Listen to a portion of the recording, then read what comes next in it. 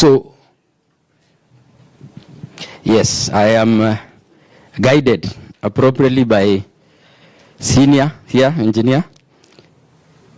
Can we have a volunteer to bless the session? We start off with a word of prayer. A volunteer, please. I would like to volunteer for someone. Patience, is your hand up? Okay. Anyone? All right. Senior, please. Can we be upstanding, please? You don't have to close your eyes.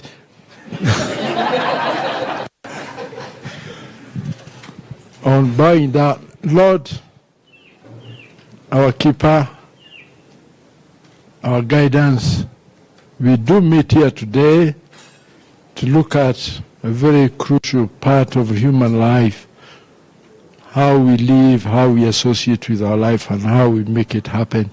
Please help us go proper guidance and come out with our way forward. In the name of the Father, the Son, and the Holy Spirit. Thank you very much, Engineer Goro.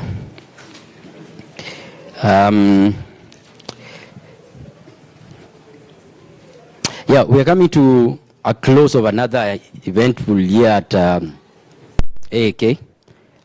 For our visitors, the Architectural Association of Kenya is one of a kind globally, an umbrella body of 8 different professions.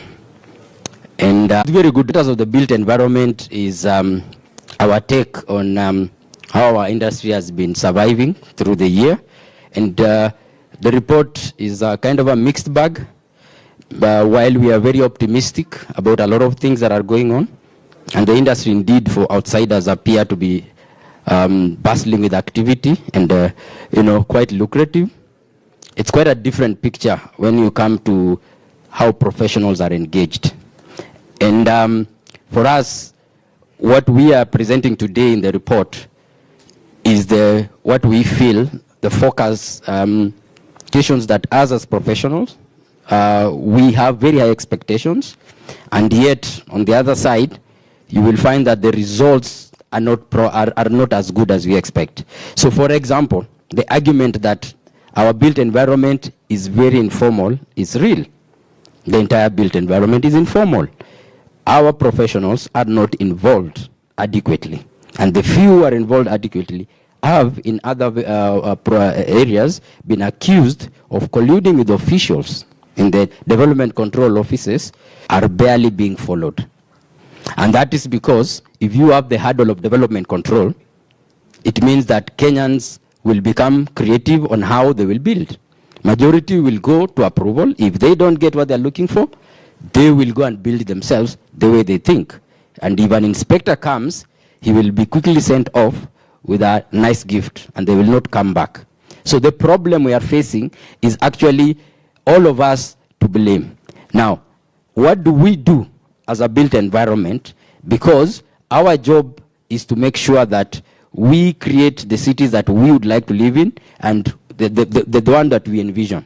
Unfortunately, we are not taking advantage of what is going on, especially in Africa, where urbanization is growing, not from the perspective of infrastructure, not from the perspective of quality of life, but from the perspective of population. Whether we like it or not, if we were to start using population specifically as a measure of urbanization, majority of our centers which are not considered urban will be urban. Big cities in the next 50 years will be in Africa. And that in itself is a perfect opportunity. It's a resource that is not being harnessed. Unfortunately, the built environment professionals, and a few, and let me put it this way, a few built environment professionals, unscrupulous officials, and developers who are greedy are seemingly leading the way in this whole discourse of urbanization. It should be that we first of all look at the regulations, and we try as much as possible to think about what tomorrow will be like, rather than what we are gaining today, right now. So today, we are just looking at 2023. And we are saying that the report is a mixed bag. I will just welcome you to just look at, for example, the conversion rate of approval submissions. Majority, 50 to 60% are never given approval. That's one level of approval. The next level is registration with the National Construction Authority. About 30% are never registered. So the level at which this whole process of engaging with regulations and making sure that things are done right is not enabling environment. It is actually stifling and giving people an opportunity not to do the right thing. Allow me right now to welcome our president, who's going to do, I think, the bulk of this and take us through the report. And after that, I will come back, because I've been given the task of also emceeing, to welcome the various presenters who will also engage in an open discourse. We call it a Baraza.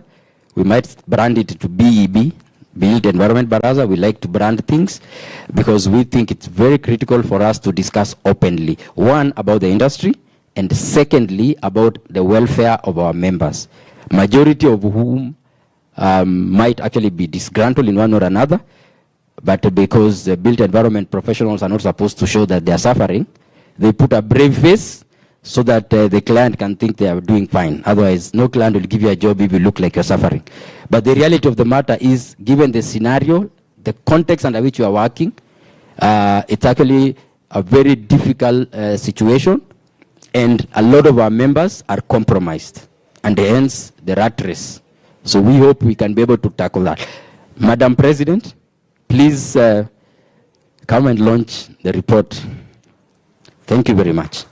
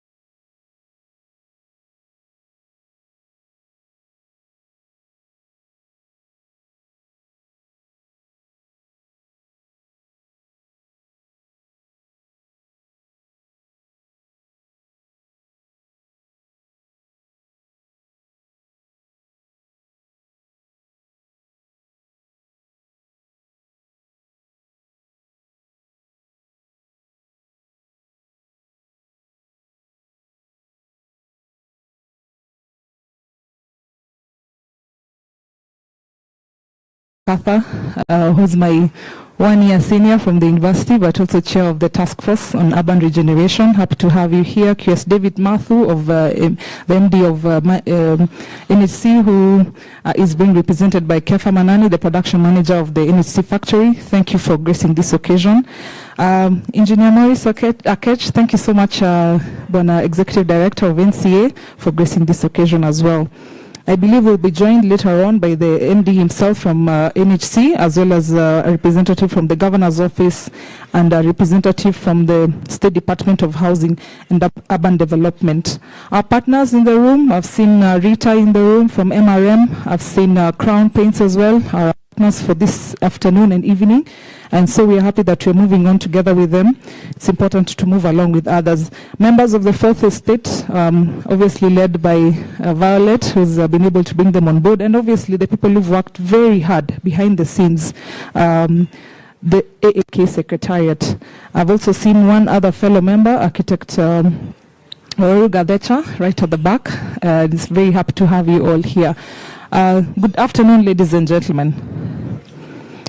After that very long acknowledgement, allow me to just jump into the report, which is quite interesting. In this year, what we've done with the report is that we used to launch it every half year, but this year we want to be launching it every every year, because we found that the industry has a lot of ups and downs during the year, and when you're trying to collate information smack in the middle of half year in June, July, it becomes very difficult to actually access that information, and therefore launching it at the end of the year is very important.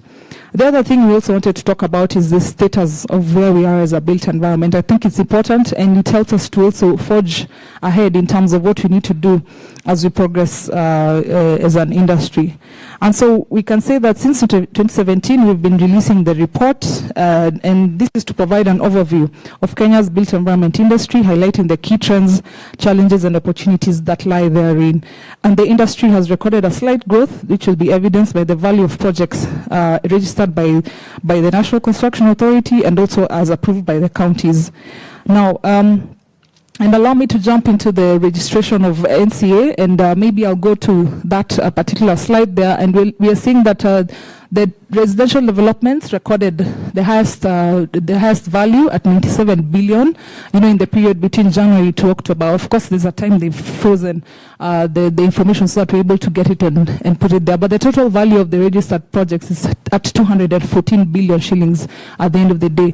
The development applications are 40770, and registered developments are 3,354. And what tells you is that you have development applications at almost 5,000 shillings, but what people are actually going to NCA to actually register is only 70% of what has been approved. So where is the gap in terms of the other 30%? And that becomes the gap that you start seeing that there is no oversight in terms of the professionals who need to be on board. Then you have site inspections that have been done by the NCA at 10,655, and they've suspended 7,000 projects thereabout, 66% of most of the projects that they have looked at. And this is important to look at, because it also helps us to understand that yes, people do maybe just tick the box to get their projects approved, but do not take it to the next level to make sure that it is actually registered by NCA, and therefore it is under the watchful eyes of professionals. As I continue speaking, I wish to also acknowledge my very good friend Gikonyo from KPDA and KEPSA. Thank you very much. Gikonyo, always a friend of the association and a true champion of the built environment. Thank you very much for making it to this event. And we move to development control permitting.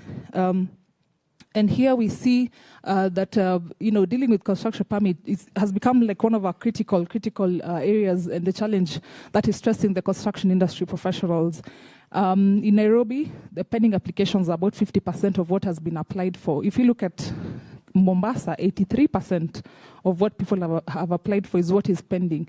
So you can imagine an entire year where they've actually put in money, only 83%, only 17% is what is approved. Nakuru, 60%, although we know Nakuru has recently transitioned to online applications. Kiambu is at 61%, where they actually retrogressed by moving from e-dams to manual applications. Tharaka Nithi at 50%, as you can see here. So Section 11 of the County Governments Act that gives them this, that it's important that each city and municipality, there shall be, city or municipal land use plans, municipal building zones, building and zoning plans, city and urban area building and planning and zoning plans, and location of recreation areas and public facilities. None of this so far, since 2012, has been adopted or developed, so that people are actually making applications based on plans that exist, that are under the custody of counties. And so there's a gap in terms of that. The other thing we notice with county governments, and that's why we wish the county government of Nairobi as well as the county government of Kisumu would be in the room so that they hear this particular statistic, is that they're facing a serious shortage of professional staff to manage these construction permits efficiently. And so for us, even at AK, we want to encourage those counties to actually develop the capacity in terms of ensuring that they are well staffed in everything that they do. We move on to Nairobi County. And Nairobi County, of course, becomes our county that is can show you what is happening in the construction industry, being where we have the leading construction in the industry. So the county generated a revenue amounting to 1 billion shillings. Is that so? Through approvals between January and October 2023. And the approved time range in Nairobi was, 0 to 8 weeks. You have a lot of them at 40%, but you also have a high number that is just waiting for approval.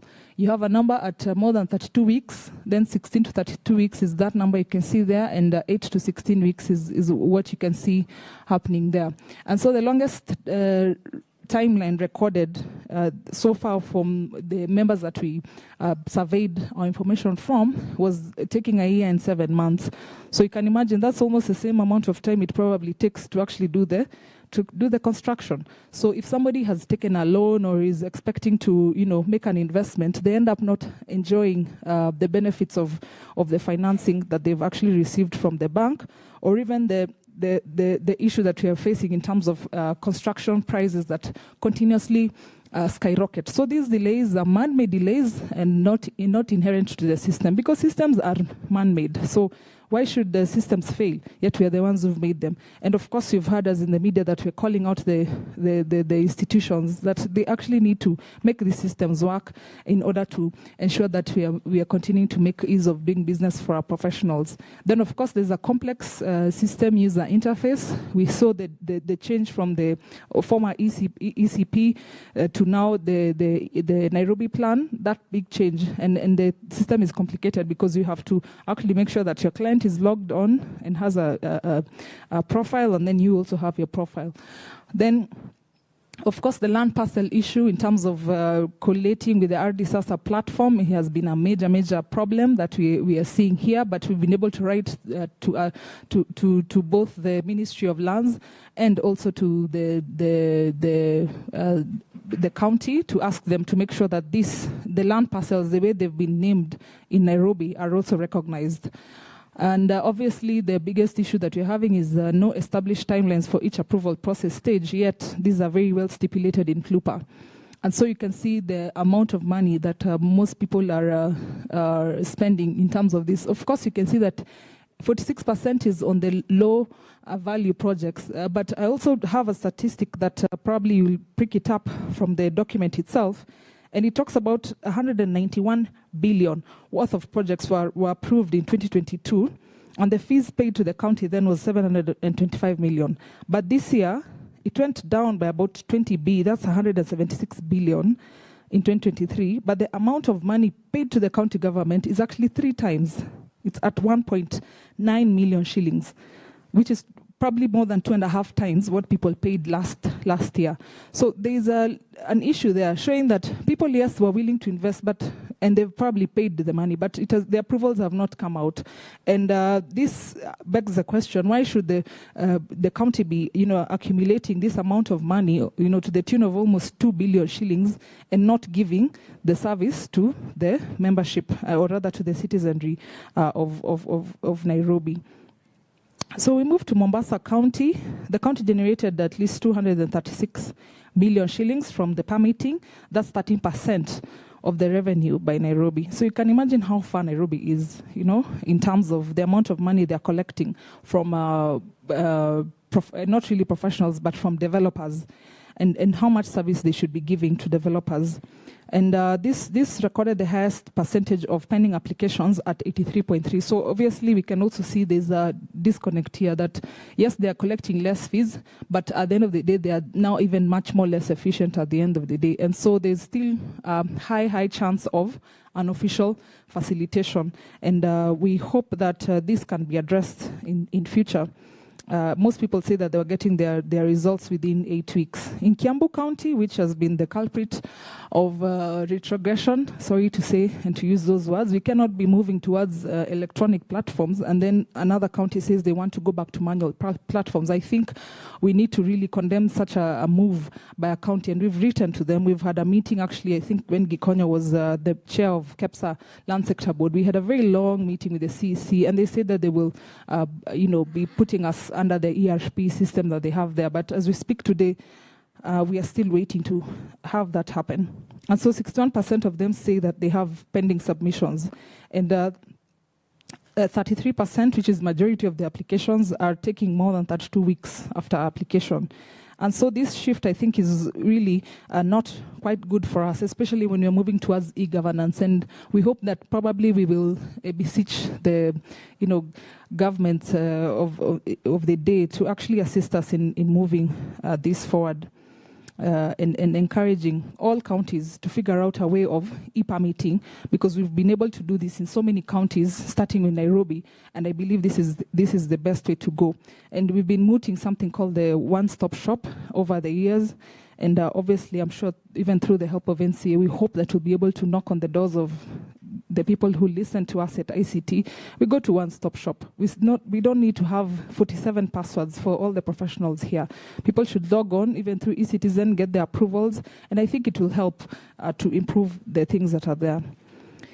We move to affordable housing, which we know has been a key project in the country. We'll only highlight the statistics that we've seen. Of course, this is a conversation that is ongoing, up and down. We've heard about the housing levy. Maybe we do not want to touch on that. We do want to say, however, as an association, the affordable housing program is an important program. How it is being carried out, I think, is what we need to have conversations around to enable us to get to the bottom of where the shoe actually pinches. Should the government be involving itself in the construction of the housing, or should it be creating an enabling environment where you have infrastructure and facilities that then support even private sector and other bodies to come on board to influence affordable housing? So these are the statistics. Of course, the project pipeline has been started to be 1 million projects, but as we speak right now, 1 million units rather. But as you can see right now, this is where we are in terms of the statistics that we've received from the State Department. I believe the Housing Secretary will be joining us, and he'll be able to shed a little more light to this particular conversation. But at least you can say in all of this conversation, only completed units are 584 compared to the vision of 1 million. And 1 million here, we're talking about 838 to be precise, is what they have there. We can say we also ran a survey through our members. 90% of AK members are actually willing to support the program and offer thought leadership on AHP. And we'll be calling upon them, because a lot of them also volunteered to be part of that conversation and to help to assist with the affordable housing program. Our engagement as consultants in AHP is the framework for government engagement with consultants. We've been part of this conversation, and we joined hands together with the IEK, that's the Institution of Engineers of Kenya, as well as IQSK, the Institute of Quantity Surveyors of Kenya, to support the successful delivery of AHP. And basically for us, we're just saying that members need to be, proper professionals engaged in the delivery of affordable housing, trained people who are actually qualified and registered by these associations, as well as by the boards, that is Borax as well as EBK, are the only ones who should be allowed to participate in this particular conversation. And what we did, we ended up forming what we're calling the Affordable Housing Program Forum, AHP Forum, where we are supposed to now sign an MOU between ourselves and the State Department of Housing and Urban Development. This is yet to materialize, however. So there are challenges, obviously, with the tender, as you can see. Of course, negotiations around fees, and here we're really hoping that our boards will come on board and protect the, ring fence fees for professionals. It shouldn't be negotiable, because we are actually giving appropriate service for the same. I think also one of the biggest challenges we also notice is the fact that there are no feasibility studies for any of the projects that are currently being launched. So we can just speak today, but they can actually release or rather launch a project in Mandera for 200 units. But who is going to live in those units? How do they live? Are they going to live in high-rise apartments? Shouldn't we be designing to suit the climate and to suit their way of life, and their culture? So those kind of disparities are the things that we noticed, and we've given our comments to the same and made documentation around what needs to be done in order to make it successful.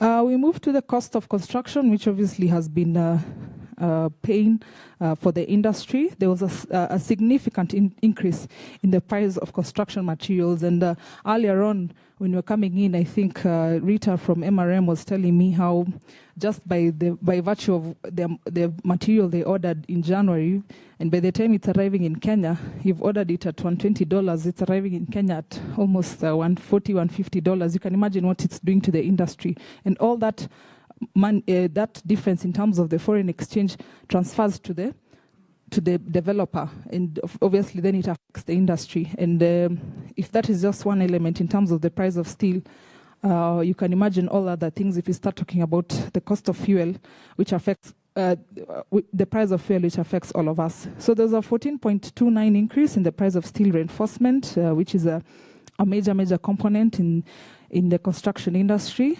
15.38 in the price of cement, 22.6 in the price of fuel, and at the end of the day, the whole year, we can say that there's an increase from 20.6, let's say 20% to 36% rise in the cost of construction as of June 2023, if you compare it to a report for June 2022.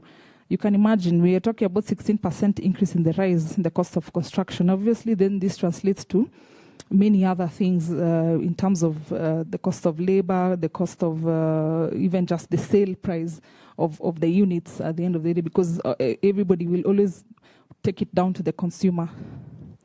And this is a conversation that we probably need to have. If there are things that we can do in terms of cushioning the industry, those are conversations that we hope we can get into government with at the end of the day.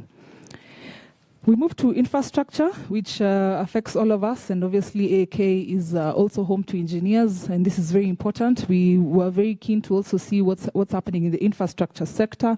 Obviously, we know that infrastructure grew more in the past 5 years than it has probably in the last 1 year. So Mombasa Road, we looked at the safety report around this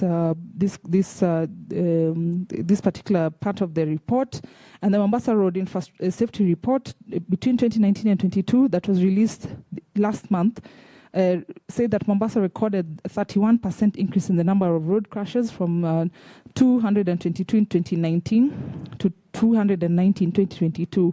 And this, why I'm talking about it, is don't think that I'm just talking about safety in a different way, but why it's important that the pedestrian deaths had been leading during that period at about 55% and in 2019 and 49% in 2022. Why are we saying that? AK, we're very keen on ensuring that we have what we call appropriate infrastructure. You have an expressway that crosses, all the way from Lolongo to Westlands, but there's literally no footbridge that has been truly built to cater for the pedestrians that are crossing from one side of the road to the other. In fact, I've heard of an experience, I use the experience saying that if they're taking a public means, and maybe they are working in on the side of, let me use the word DTB for lack of a better word, or a better location, they have to actually take a matatu all the way towards General Motors, cross over, and then take another matatu to take them back to DTB. Yet they are far beyond their point of origin. So how do we ensure that the pedestrian is actually catered for, and non-motorized transportation is at the core of the infrastructure development that we're having in this country? And so, therefore, funding in terms of Bloomberg Philanthropies announced that they will also receive some substantial funding in terms of USD 400,000. This is about 5.6 million to pioneer innovative cycling infrastructure and sustainable mobility options, and we want to work behind them as they do this. Remember, they've actually built quite a lot of infrastructure in Mombasa as we speak today, the Makupa Bridge and so on and so forth. How do pedestrians come into all this? Nairobi City, on its part, has embarked on a project to upgrade the Nairobi Lower Central Business District roads, and we hope that this infrastructure will accommodate NMT. Rehabilitation of Mombasa Road, we know that they are working towards the rehabilitation of the road as it were, because of obviously during the construction of the expressway, the infrastructure below was destroyed. But we hope as they are doing this, they will really truly consider restoring even the footbridges and enhancing the non-motorized transportation routes for the same. I think Nakuru County is one of the better counties, I should say, and is establishing an urban observatory to enable efficient data collection, analysis, and dissemination of decision-making in terms of what they're doing. And if you go to Nakuru County today, I think based on the fact that they got their city status in 2021, December, they are really trying to actually use NMT as a very key, in development to put themselves up on the map in terms of what they're doing as a county, and especially in the Nakuru city. And if you go there today, you'll find a lot of NMT improvements that they have done.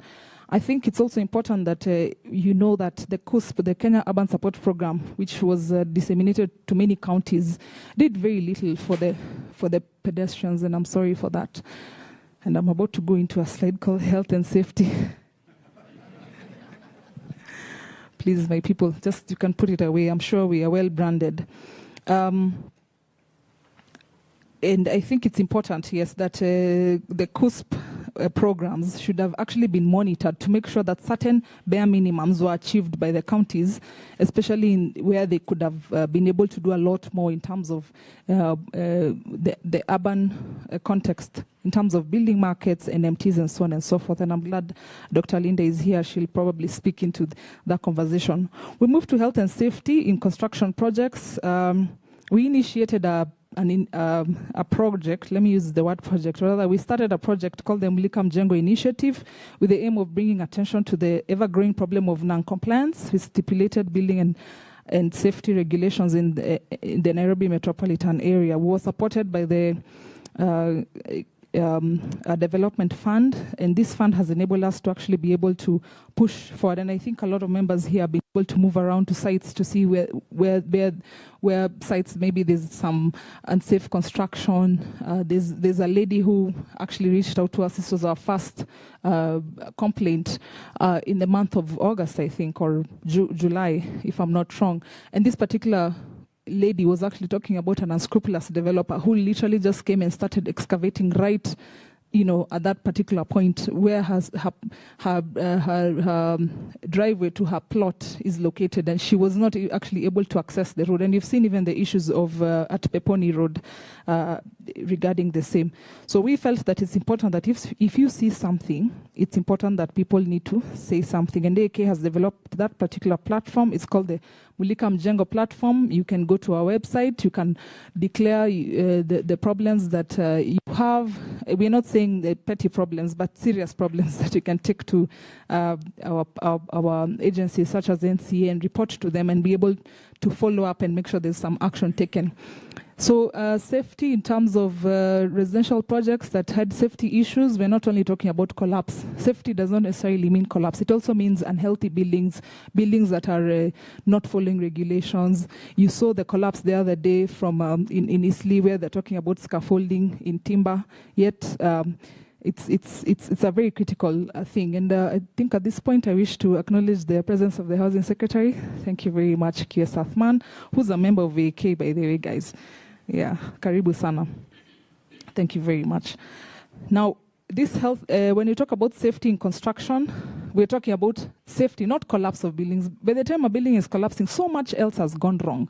So we need to highlight and really figure out what it is we are doing. And we find that 71% of residential projects are unsafe, and 29% of the same are social projects. Then we also have zoning and land use violations, which are quite prevalent. And we've seen this in terms of when they're talking about Kilimani, Kileleshwa area, South C, South B, Eastleigh, and those areas that are experiencing exponential growth without actually the necessary infrastructure being put in place in those areas. We move on to something that is a bit closer home, the Safari Green Building Index, which is our ongoing initiative for greening our buildings. We launched this in 2021 and want to continue reminding our members that this is an important tool for rating your buildings. It's a green building rating tool that we feel is important. And we are saying that you don't have to actually pay a premium price to rate your buildings. You can just rate it. You can rate even your own house. Find out, does it have enough lighting? Does it have enough ventilation? What the materials that are used, are they energy efficient? Are they doing, is your building actually healthy? Is it green? Even your own residential house, you can rate it. And then if you want to now make money out of it, maybe you need the bank to approve something in terms of finance, then AK can come in and now rate it and give it a certain percentage based on our rating system. This is spearheaded by the AK Environmental Design Consultants chapter. I think Duncan Wamug is here. He's the treasurer there. We move to the city of choice, and where we talk about Nairobi as a city of choice. We saw that report by Nation Media talking about Nairobi being the best city to travel to after, Paris. Tumeshinda Paris, yeah? We are ahead of Paris. So why is this the city of choice? We have 40% of us, of migrants, refugees, and IDPs felt mostly safe, while 48% felt unsafe. Okay, it's also good for us to see those statistics. Refugee status, 46%, they felt discriminated and harassed by either host communities, 16%, or their fellow migrants. 2% of the migrants reported having a formal employment contract, and a need for targeted interventions tailored to the migrant community's unique needs. So even as we are seeing the reports in the newspapers, we need to be careful about word on the ground, because vitu kwa ground ni tofauti. And I think it's important. There are very many other good things about Nairobi, but these are some of the things we need to watch out for as a city to make sure that we remain well. AK is also usually involved in alternative dispute resolution in the built environment, and we reported a total of 127 disputes that arose in the built environment between January and November 2023. AK handled 31 disputes, while the Chartered Institute of Arbitrators handled 96. And we are encouraging our members to continue referring to AK, because those disputes in the construction industry, we are the ones who need to deal with them as arbitrators. And we're encouraging quite a number of us to continue taking in lessons in arbitration. Again, at this point, I wish to acknowledge the presence of Kios Mathu, MD from NHC. Karibu sana. Thank you. And you can see the statistics there. Residential projects are 50% of the projects that are under dispute are residential projects. 2023 rose to 58%, and then CIAB took 31%. And you can see the statistics there. What is important is that the disputes we just need to mention is that the disputes around payment, obviously, money, which was 65%, contractual matters at 19%, and design matters at 8%, and then defective work 4%, and equipment and property dispute at 4%. And so the issues on payment, again, going back down to economy is something that we also need to be keen on. Another important thing that at least we've been able to pick up is the issue of emerging professions. And one of our leading professions in the association, the landscape architects professionals, were able to do just a quick study of where their professionals are located. And I think it's important, and we're encouraging all the other chapters to do the same, at least to get a status of where are our members, where are we as an industry, where are architects, where are QSs, where are engineers, where are construction project managers, where are the 8 chapters, wherever they are in the country. And I think this was a very valuable distribution, and I have to acknowledge the Landscape Architects chapter chair who's here, Landscape Architect Ruth, for spearheading this. And you can see they are all located in Nairobi, at least in terms of the numbers. But what is also important is that they are in quite a number of many other counties, at least dotted somewhere. And why this is important is that we need to distribute ourselves to the counties. We need to distribute ourselves to the grassroots. We need to allow ourselves as professionals to be present where architecture, where construction, where engineering is needed, so that we're actually able to give of our service as professionals to the industry. If we do not do that and spread ourselves out there, then that's where you'll have this thing arising where you have 25% of the industry being under the watchful eye of professionals, and you can see this. So majority of them are self-employed, and the private sector is the second largest employer, accounting for 20.8%, and then they've also been absorbed at national government at 19.5%. And then 97% of them agree that landscape design should be included in project development, applications, and approval processes at the county level, so that when you're actually submitting your approval, you also submit a landscape plan. Don't you think that would be beautiful? We have a very beautiful city, you know, as a country, yeah? So we all agree. I think it's something that we need to push for, and hopefully these are things that can come on board in terms of PLUPA and even in terms of the building code. I think it is there, maybe it's just enforcement around the same. So in conclusion, in 2023, the industry witnessed both commendable success, but also persistent challenges and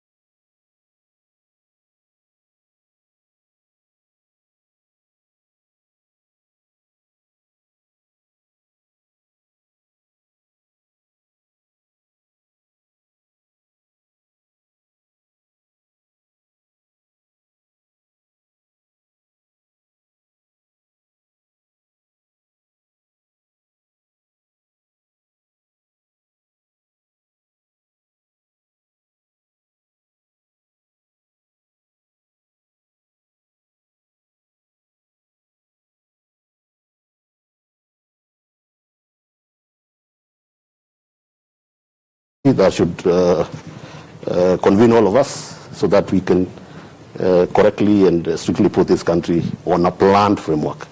I think that is the only legacy we can leave behind to the people who come after us. So thank you very much. Thank you very much, Chair. It is a national crisis. Plans have not been prepared, and those that have been prepared are not being implemented. Food for thought. We go to the next question. Chair, Architects Chapter, question to you on development control as well.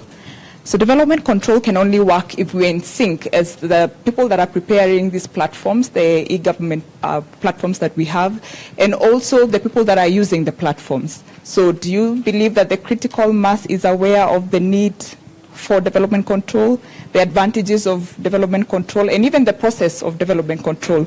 Over to you, Chair. Baburiri. Thank you, Chair and Moderator. First of all, I think it's important to understand that DC, or development control, as a tool to regulate development, is largely in the formal, I would say, in urban areas. And as much, I don't think that the critical mass has been reached. If you go to the counties and look at what happens at the counties, development is left at the whims of, we call them contractors, but really they're not contractors.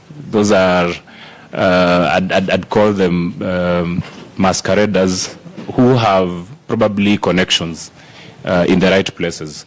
So development that is initiated by governments, I would say county governments, is usually absorbed by well-connected people. The people who should be aware of development itself are the public. The public needs to know that if something is coming up, this is the process and these are the requirements. For instance, if a hospital is going to be constructed somewhere, the members of public in that area need to understand what a hospital entails and what are some of the do's and don'ts. For instance, if you're going to have an incinerator from a hospital in a residential area, that affects the population in that area. So if they're not aware of the disadvantages of locating that hospital in that area, then it affects them.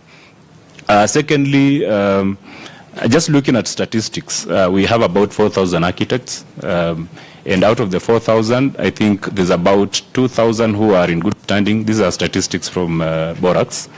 That number to a population of 50 million, I think gives you about 25,000, one architect to 25,000 people. That tells you again, if the discussion is to come from professionals to the public, then there's a lot of assignment, there's a lot of work to be done by professionals. So the critical mass has not been reached, and if you ask me, government needs to involve more professionals and also educate members of public on the need for development control. Thank you. All right, thank you. Thank you for that response. So the government needs to reach out to more, and also professional association, we also need to reach out to the critical mass.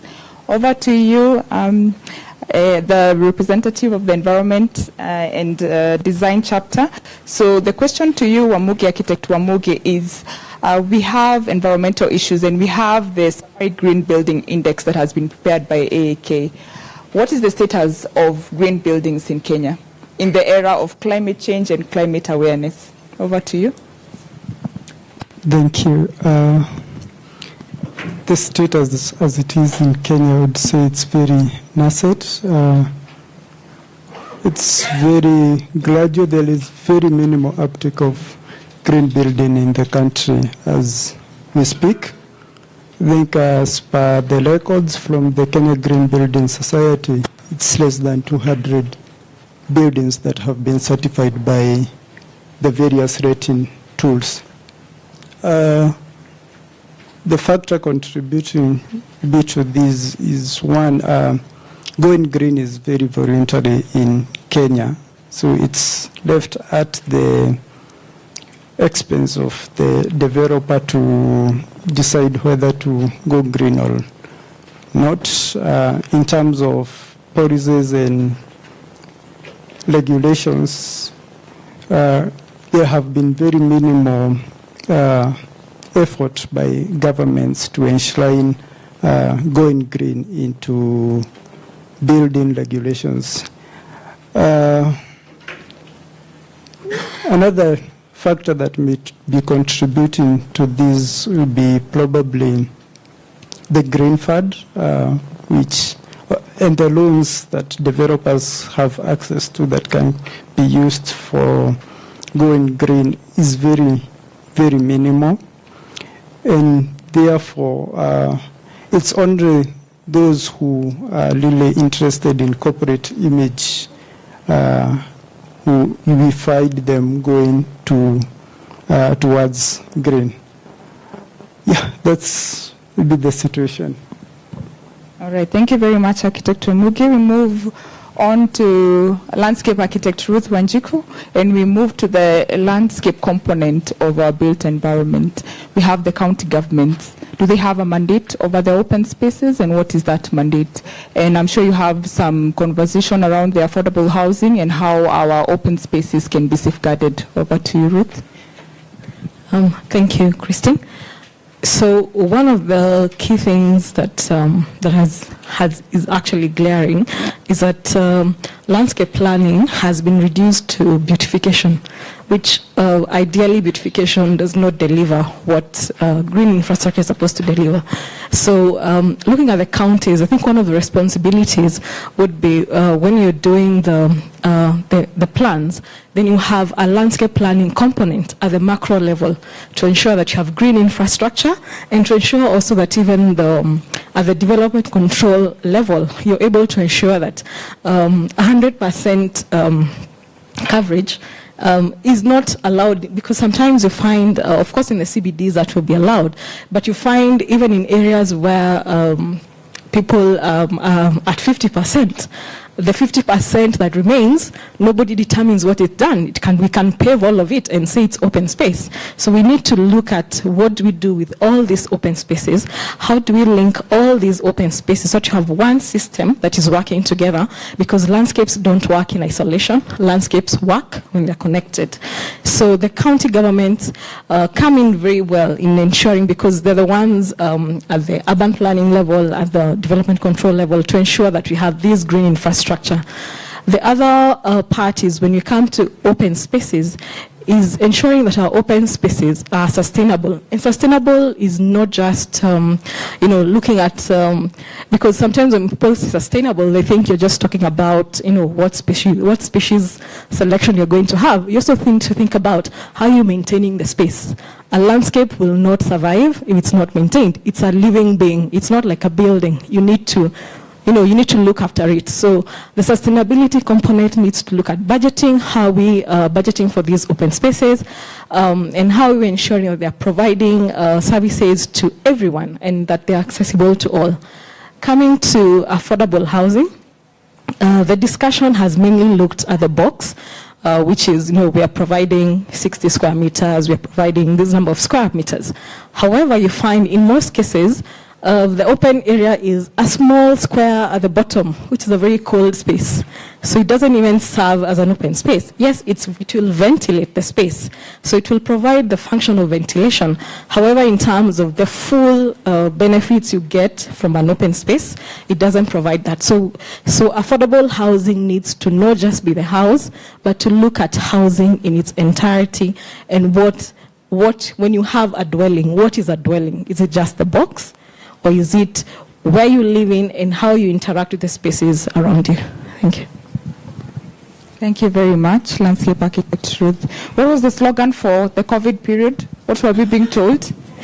Stay home, keep safe, or save lives. What was that? Yes, so we were being advised to stay at home and save lives. But can you stay in four walls? No.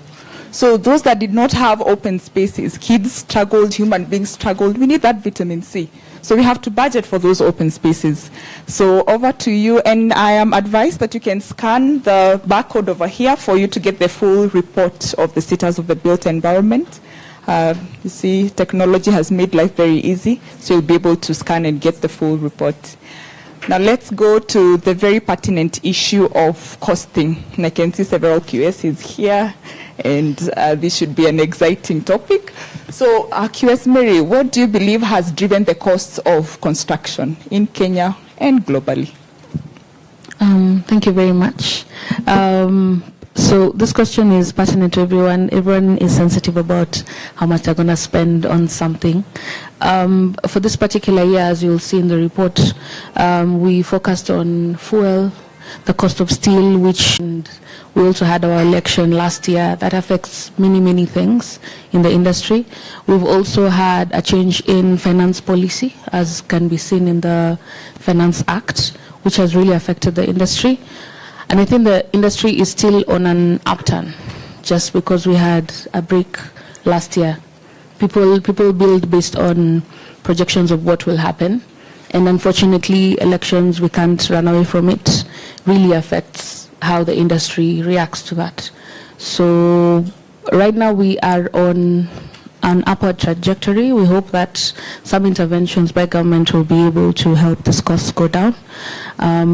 But we continue to see that going up. Thank you. All right, thank you. So we don't know whether that's the reason why we are seeing some of the revenues going down for the counties. Is it that people are not investing in construction, or what is going on? But that can be discussed later. Okay.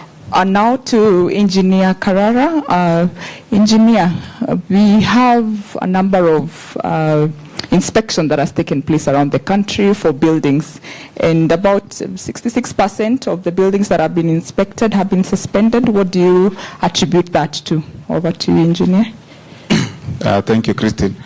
I observed that in the status of the built environment report, that 66% of the buildings projects that have been inspected by NCA have been suspended.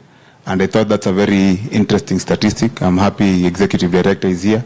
Maybe we can get a breakdown on the reasons thereof. But my suspicion, I think there is quite a bit of lack of involvement of professionals being among the leading reasons why NCA suspends projects. And I think at AAK we are working quite well, because we have the Je Unamjengo campaign to sensitize the public that they need to engage professionals, not just to get approvals from the relevant authorities, but to supervise their projects and be able to get value from the input of professionals in terms of cost and durability of the projects that they are undertaking. It is noteworthy that in another part of the report, of the disputes that have been referred to arbitration, only 4% have been because of defective work. And yet NCA has suspended 66% of the projects they have inspected.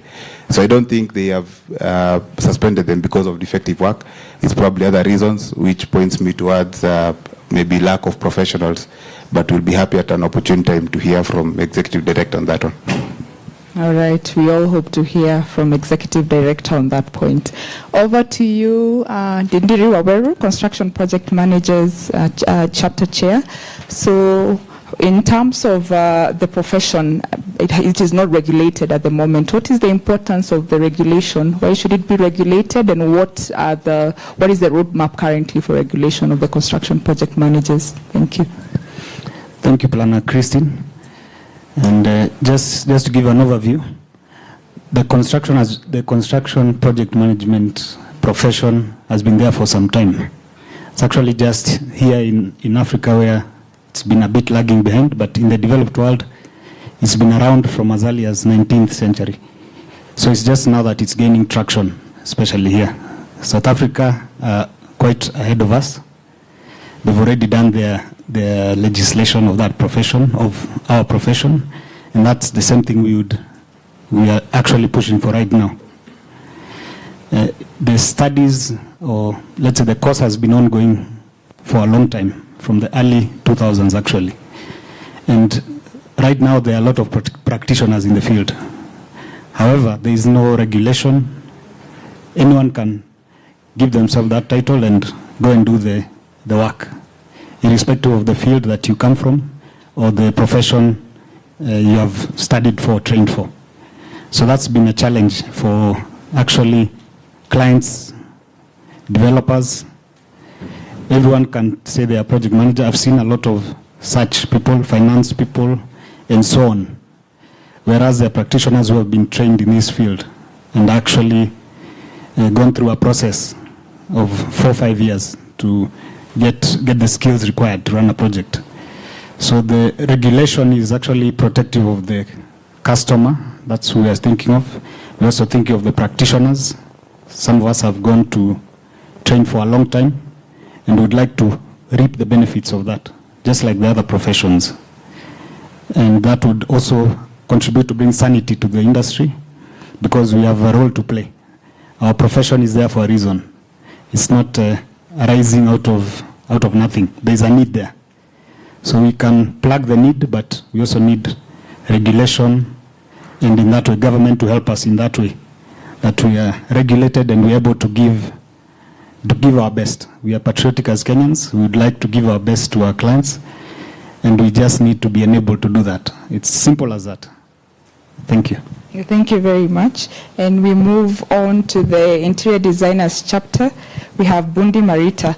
What is the role of artificial intelligence in interior design? This is a very contemporary issue, and we'd like to get a better understanding of how this is coming to play in one of the professions, IDC. I'm sure it's affecting all the other professions, but let's hear from you today.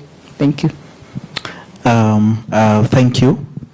I would probably say AI is here with us, and it's going to be here with us for the longest time.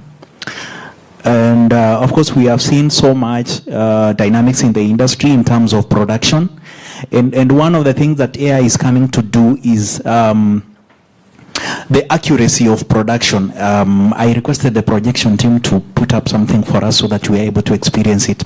So exactly what AI has been able, how AI, artificial intelligence is able to transform the industry.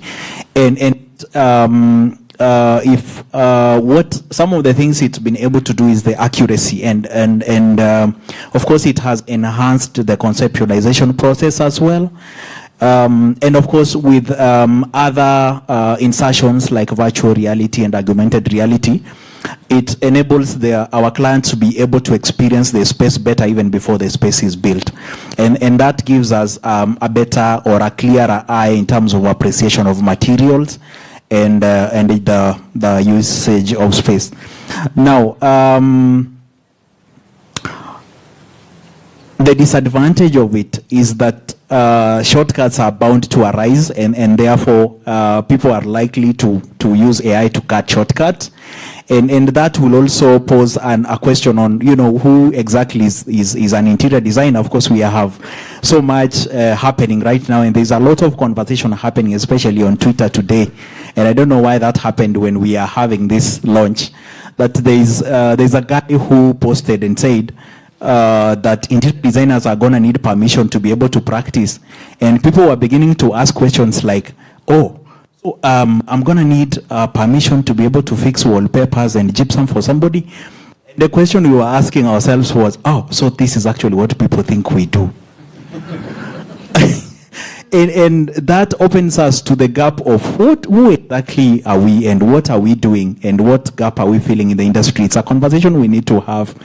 And I know it's going to be a fierce fiasco, because, you know, if Njeri has her small shop in Kamakis and she's selling curtain rods and curtains and she's expanding to tiles, and the shop is written Njeri and Company Interiors, and you know, Odhiambo has his small furniture shop in Jogo Road or Ngong Road, and it also has interior design written on it.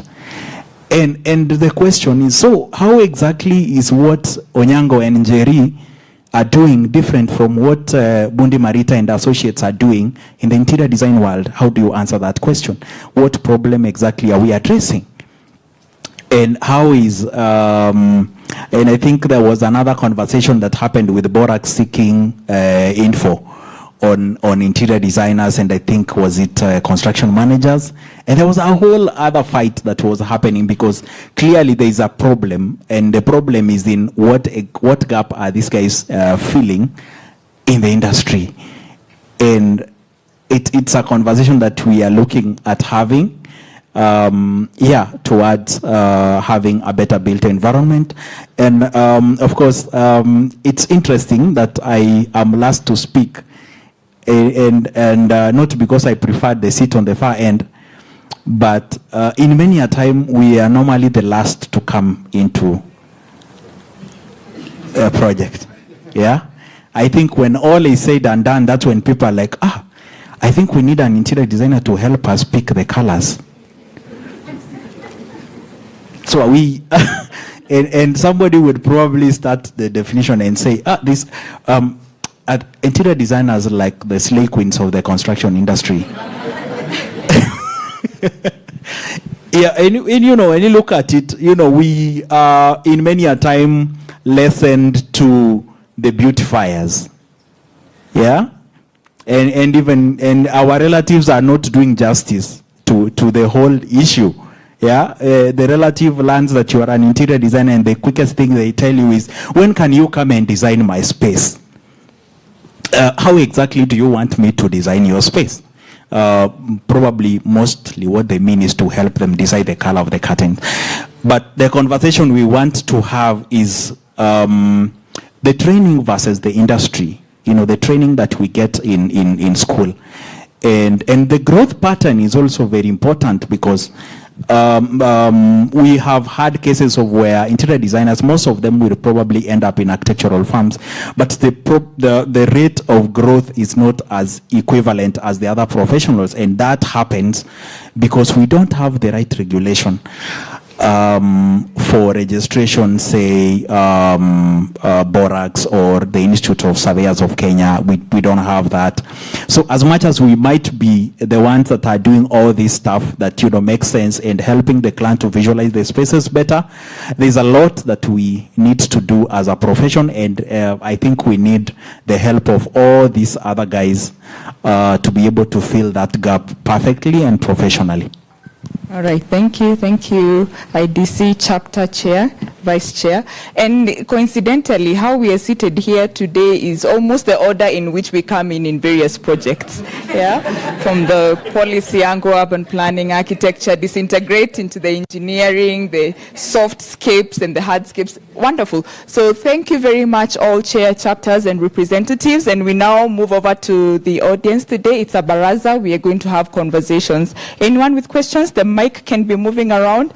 We take your question. Please introduce yourself by name, profession, and to who the question is addressed. Thank you very much. I think the mic is over there. Is there another mic? And if someone can help with the mic, taking on the mic.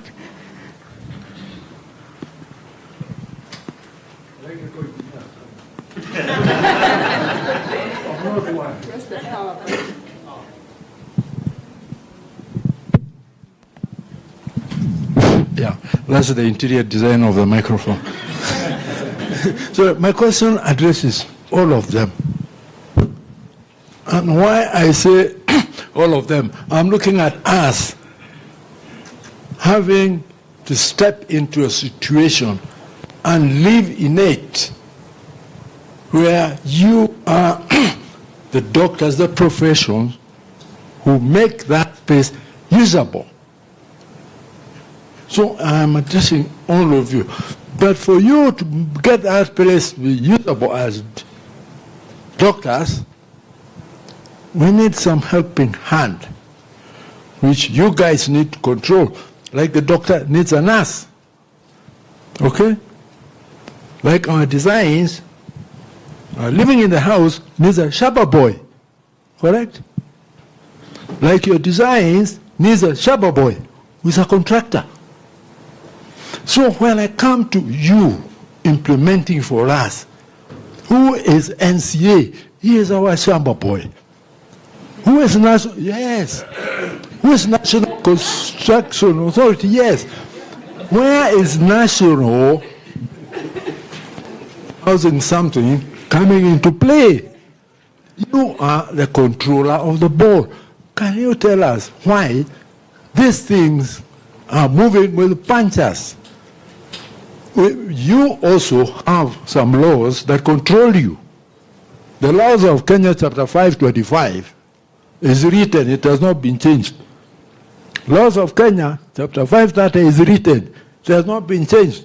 And it says how much you should be paid. Why are you not paid that figure? And it says, if you charge less, you go in for 2 years. Yes, those are the laws of Kenya. Why are we letting the cat out of the bag that you go and find National Housing or Construction Authority is telling you to submit drawings to them, yet he is a shabba boy. We have to get the house in order and get everything put in proper perspective and usage. Come on, tell me, where is the failure? Thank you very much. We'll take 3 questions. Any other question? We have a question here. All right. Thank you. Colleagues, I'll come in front. It's good to see you, sir, after many years. And I prefer to stand here because I suspect majority of those present have been my students, even here. So I wear many hats, so I am putting that as a disclaimer so that whatever I say, please understand that I have academic freedom. You cannot use it against me. But also I'm a practitioner, so I'll make a few observations. One, please introduce yourself. Oh, my name is Juma, architect. Evans Juma Oino, architect. In one life, I live, or you can find me at the School of Architecture at JKU Art for many years. But I also run a practice, OJ Associates, in Nairobi, and my regulator here knows where to find me.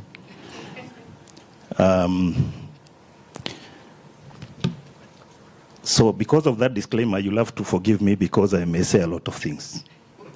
One, through the AAK, I've had opportunity to represent you at the Nairobi Physical and Land Use Planning Liaison Committee for 3 years, which term ended in June this year. But for those 3 years, one of the greatest experiences that I think should form part of this, and I shall be glad to make any presentation of that experience in CPD,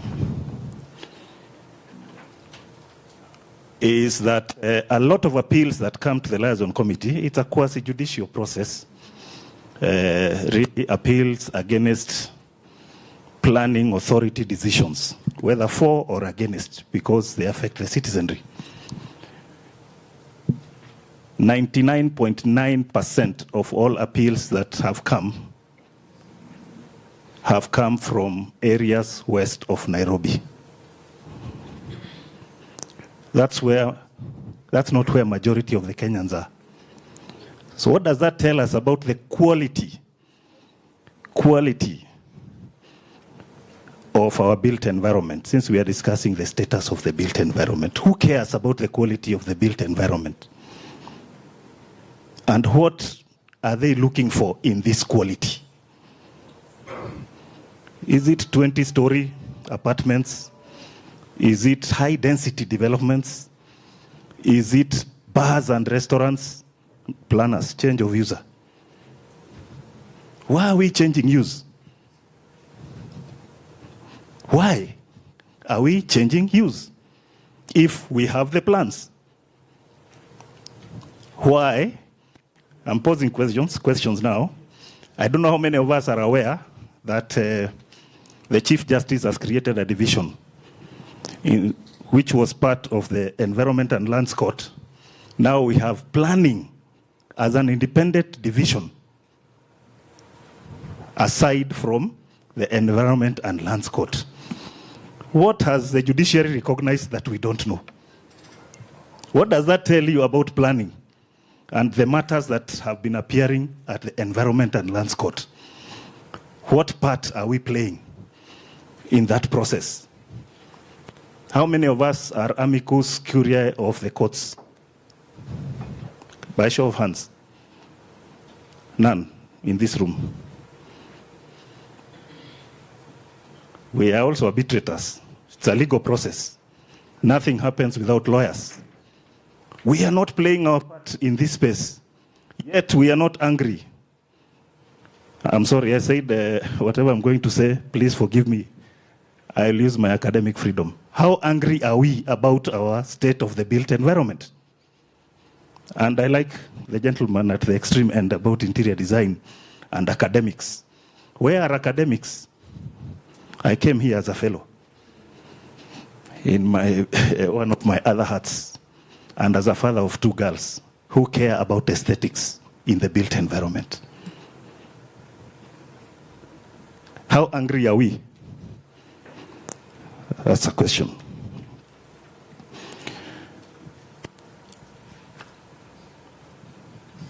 One of the other things that we have experienced is at the approval stages, change of use. I don't know whether I should say this, Madam President, that change of use and development approvals, some of the matters that have come to our purview, that there are some developments where change of use and development approval have happened in the same meeting, in the same minutes. Is that procedural?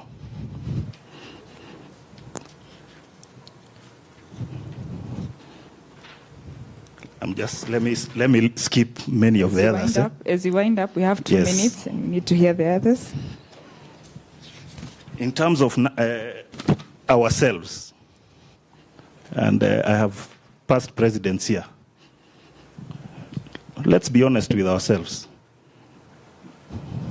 The state of our built environment is that us as professionals, the people who are supposed to lead this profession, and I'm challenging my former president, I can see Waweru Gadesha there, he doesn't want to look at me straight in the eye.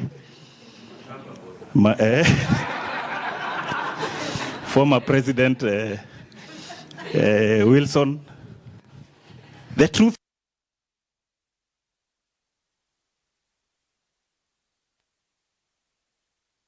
we are fighting each other. I mean, even before we complain about Shamba boys, communities who don't care about our services, who don't want to pay fees, we are fighting each other. Architects, engineers, planners, quantities.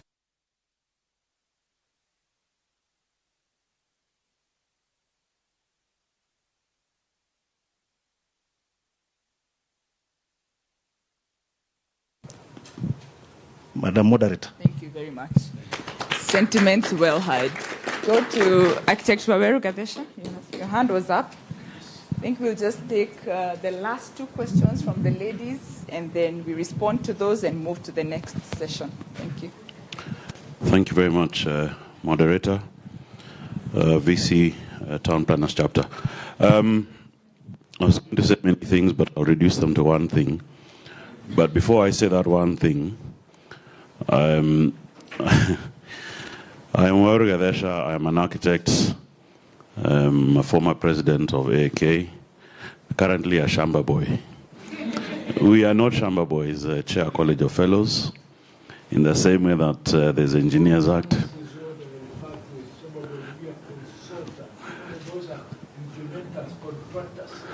Yeah, I'm speaking now as Edie. I can rightfully speak on behalf of NCA. As a board member of NCA Contractors, we are an equal player in construction by law, in the same way that I'm also an architect by law. Somebody else is an engineer. So, just to make that clear, for anybody who got confused about the status of contractors in the construction chain in built environment. We have focused on matters development control, and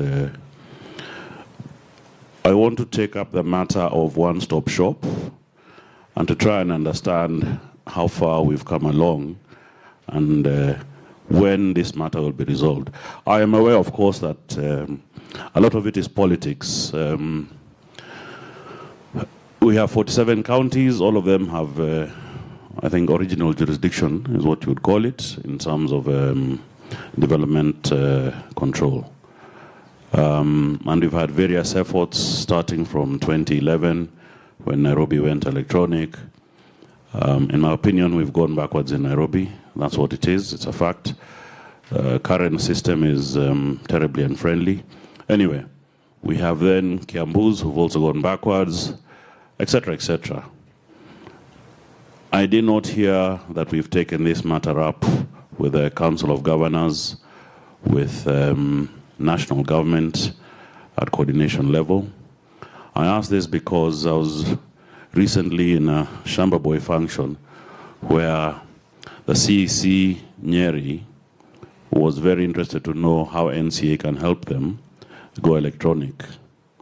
I think there's plenty of experience amongst county governments. No single county government should be struggling. We had the same question from Kakamega, again CEC, and they're all speaking as silos. They almost don't know how that process has been done for the other counties yet. We have over 10 years experience of electronic approvals, submissions and approvals in Kenya. Can I challenge the association to take that matter up? The common platform for county governments is the Council of Governors and whatever other structures they have. I think it's not sustainable for each county government to imagine they'll operate as a silo. The assignment, the work that they're doing is pretty much the same. I think what we should be encouraging is an optimal platform. And as you discuss that, then get into the discussion of, plans inspection is a service. We are paying for a service. They need to understand that, because I saw the statistic of the amounts of money received in Nairobi, January to October this year. I know of 2 applications I have in there, a lot of money paid. It's counting as revenue received, April and May this year. We have no feedback. It's a long story of they can't receipt payments or whatever it is, nonsense. We are building regardless. We really do need to cause that discussion to go to another level. I think it's a particular challenge, and it's a challenge that we really should address. One-stop shop happens elsewhere, it happens elsewhere efficiently. So, Architects chapter, Planners chapter, please do something, guide the association. Thank you. All right, thank you very much. You can just pass on the mic to your right. Okay, I'll try and stand at the front. Good afternoon, everyone. All protocols observed. I'm not a professional. I'm not an architect or a QS or an engineer, but I'm a marketer who has been in the construction industry for 15 years now. So I'm privileged to be here. My question goes to the entire team. My name is Rita Okello. Currently, I represent Mabati Rolling Mills. My question goes to the entire team, because as a manufacturer, and talking from a manufacturer's point of view, with the technology that is coming in on matters steel, we feel there's a disintegration between how the planner and the interior work together. So my question to you is, how do you all work together and exist? Because when you come to the environment whereby I, not being an engineer or a QS or an architect, I have no idea, or rather I get to build my house once in my lifetime, I really don't know the nitty-gritties of what goes where and at what particular point in time. So for that particular reason, it will be easier from a developer's side to have one unit that you speak for all of us. Then I don't know if a suggestion as well to the president, AK, instead of having the chapters for an engineers, QSs, and the rest of the team, given that I already know there's a body called IQSK, there's a body called IBK, why not move to the county and have an AK chapter in various counties, but with representation for all these, professionals, be it an engineer, a QS, or instead of us sitting, all of us in Nairobi, but then having these little chapters that I think one of us has referred to as their little fights, yeah? Because that is what the environment now is. You're fighting amongst yourselves. Can you be unified? Then we can address the real issues within the built environment. Thank you. Thank you very much for those proposals, Rita Okello. In the interest of time, I'll just call the president of AAK to summarize and respond to those questions that ought to be addressed, because some were comments, as the chairs sit back and we move to the next session. Thank you very much. Thank you for your attention and your questions.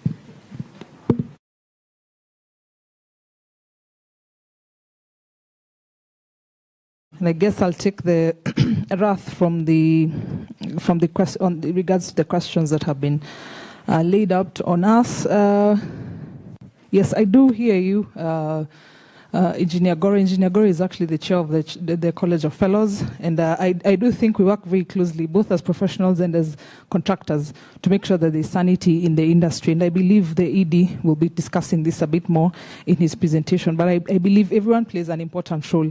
And I think the NCA over the past, is it since 2013? 10 years now, has been doing quite a lot in terms of ensuring a sanity in the industry. A lot more needs to be done. We must recognize the same. I think, Juma, I believe we have had this conversation. I think we are going to probably do a CPD on that conversation on its own, because the issues that arise when it comes to development control and planning issues are really major, and maybe we may not be able to resolve all of them at the end of the day. And I do agree that maybe in that particular conversation, then again, the liaison is only maybe working in Nairobi. What about the other counties? And maybe I take it up from Rita and say, indeed, we've been thinking about starting a Western branch. We have a branch in Mombasa. We hope to have one in Western.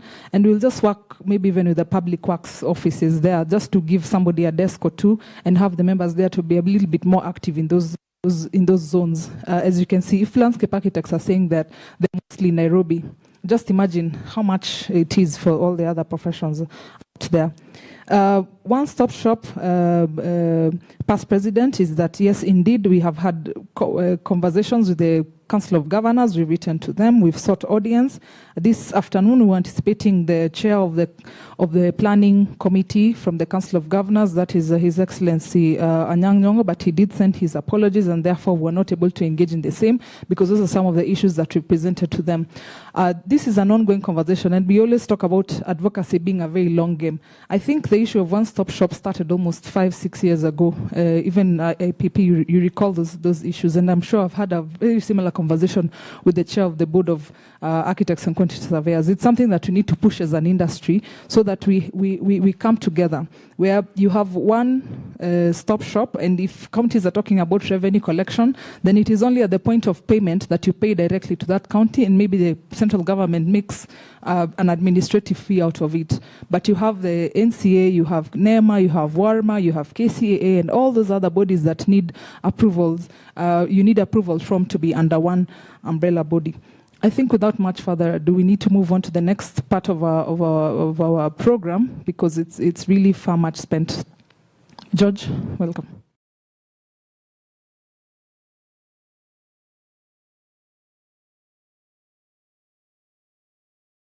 We can develop the next program, which will probably be a full day. And I'm sure we'll need to shout at the top of our voices when we are here as professionals and speak candidly about how we should actually be doing things.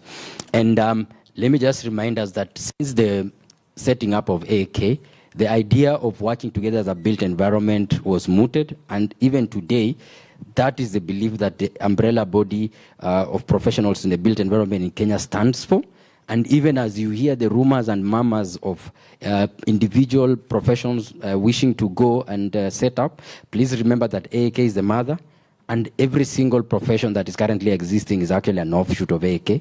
And we believe and still believe that if we come back together and push for the agenda, because it's just one agenda, we will be able to go very far.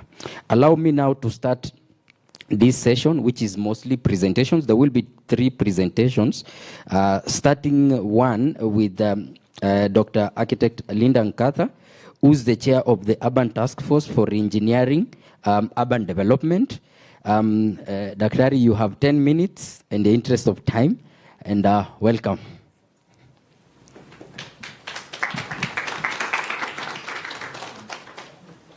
Good afternoon. Good afternoon, esteemed ladies and gentlemen from the built environment construction industry. I don't know how much justice I can do in 10 minutes, but allow me to really thank AK for hosting the task force on reengineering and transformation of urban development today, to just give a brief introductory session, but also just a quick way to introduce myself. Dr. Nkatha Gichoya is my name. I'm an architect, and I'm also AK member. I also lecture architecture at the University of Nairobi with a specialty in building physics and urban physics, and also do a bit of consultancies or the same on the side, and also research.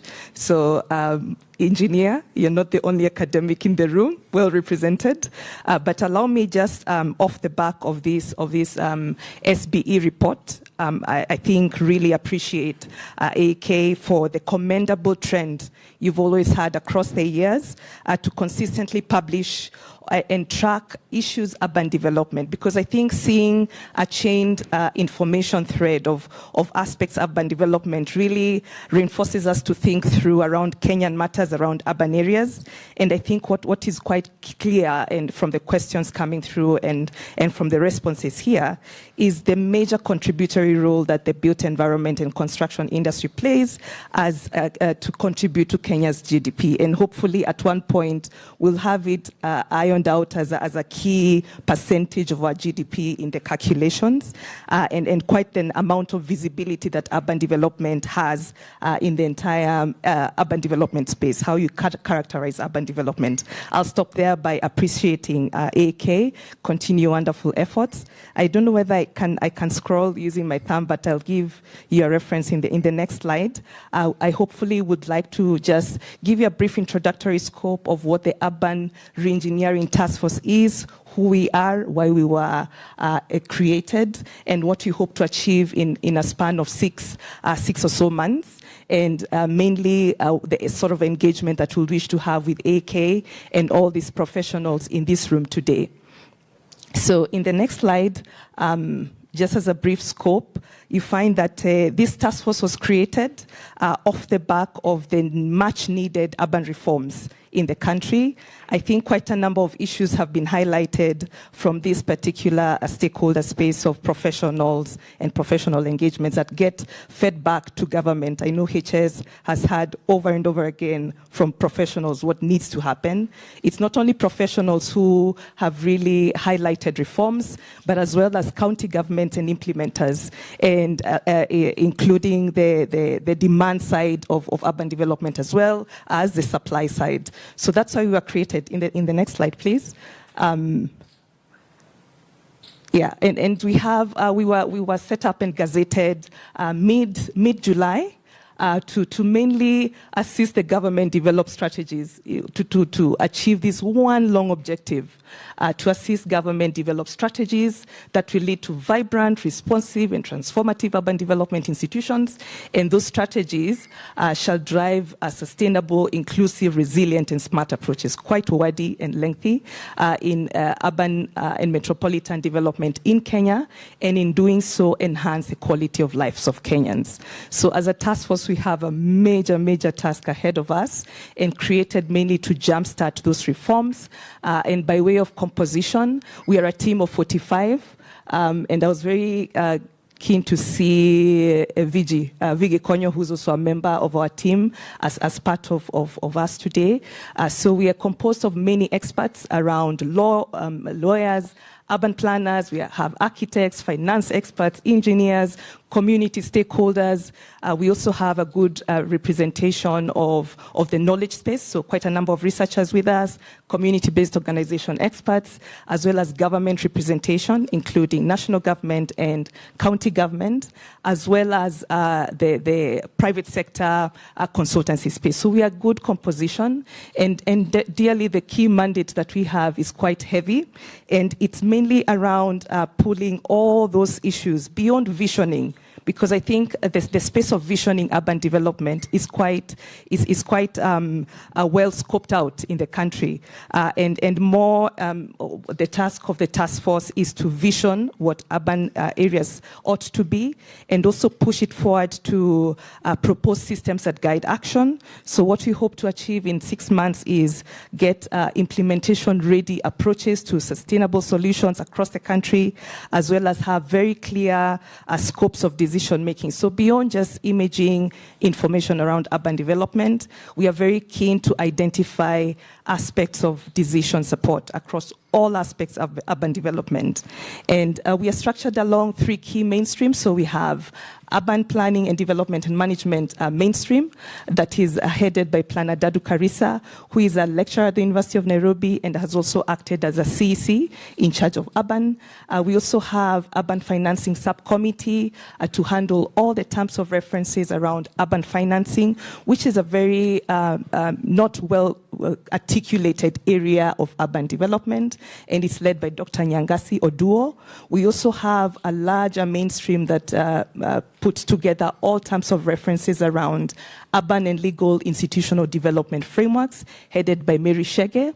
And if you could move to the next slide, I think I'll just give you a brief frame on what our terms of references look like, so you almost get a feel of what the expectation is. So these are terms of references aligned to the urban development planning and management, and we hope in the end to analyze the full state of urban development and planning urbanization in Kenya, not just Nairobi. So part of our large amount of work in the last few months is to pull all urban realities of Nairobi. So beyond Nairobi being a county headquarters as well as a capital city, we are looking at in the frame of towns like Meru, which have urbanized around agricultural resource. We're also looking that against very community-led urban development spaces of Samburu. So quite a lot of work has gone into just identify and analyze how do you really pull all urban realities of Kenya, not only de facto, but also de jure. So we are looking at what our president called vitu kwa ground, as well as what has been captured in the knowledge bank. And we hope to also identify and make recommendations to these 2 policies. So recommendations to the National Urban Development Policy, as well as strategies for how we would wish to envision metropolitan strategies. And I'm happy to see Vige Konyo here, because there's a whole team that has pulled together all legal documentation around urban. And there are around 112 now, Gekonyo, 112 pieces of legal frameworks that exist to decide action areas. So what we are hoping to do is really make sense out of them and cohere them, and then identify ways that what works, what hasn't been implemented, what needs to be scoped out, and also make recommendations, strong recommendations for reforms that are necessary for us to get where we want to be in urban development. So a lot that is being done within this committee will in the end frame a picture of what Kenya is now in the urban development space, but also almost forecast what we hope all these urban areas to be. But most importantly, we are very keen to identify all decision spaces, all functional assignments that ought to be in place, and position them within institutional frameworks. So what in the sense of smart cities ought to be done at a national level jurisdiction, at county level jurisdiction, who does what and where. We want to also frame key methodologies of action. So when you're working through an urban development action plan, what are the minimum requirements for a space to be called urban? So we are coming up with such frameworks and methodologies and action plans, so that in the end, whatever is framed has decision points and is fundable. And quite a lot being done by this subcommittee. If you could go to the next slide, of course, we'll in the end have key reports around the Kenya Urbanization Review Report, which is almost 80% structured, and quite a number to do with implementation strategies around the policies. And if you could go to the next slide, because I was given 5 minutes to speak. The Legal, Institutional and Development Subcommittee is dealing with 3 key issues, and mainly off the back of what we get from the Urban Development Subcommittee in terms of decision making. We want to really propose structures on our legislative frameworks and also institutional methodologies and make it legal and regulatory. It's also, they're also handling areas of partnerships, strategic partnerships, so partnerships between county governments and private sector. We're also opening up to partnerships, national government to national government partnerships, as well as national government to county government partnerships in the space of not only urban development, but key urban financing and investment development. And we are also very keen in the end to develop a capacity building framework. I think quite a lot of queries coming through were around building capacity around urban development, and not only capacity around the technical capacity, which we learn in universities. We're also very keen to track functional capacity, because it's one thing knowing the science of urban development, but functioning in a space, in a very complex space of Kenya, where urban development plays within 2 arenas. It plays in the arena of knowledge, as universities and professionals, but it also plays in the arena of politics, isn't it? And we have to be very clear where we lie in terms of functional assignments and what ought to be where. And these are key reports that will be developed by this subcommittee. It's mainly around just proposed policy, legal, institutional reforms that then enable the kind of end product we want. We also are developing, we have now pulled together existing models of partnerships that work and how they can be escalated, and around as well capacity building. And also capacity build the public. I think very few members of public understand what urban development is. It's everything in between buildings is urban development. And I think capacity will not only be around to professionals, but also to the public, so that then we are all informed. If you go to the next slide, you find 6 out of all the 11 terms of references that we have as a task force around urban financing, because for the longest time, we are very good at visioning and very good at proposing frameworks for development, but not how to 100% pay for it. So part of all these terms of references are towards urban financing. I've been told that I have only 2 minutes, so part of this work will be reshared.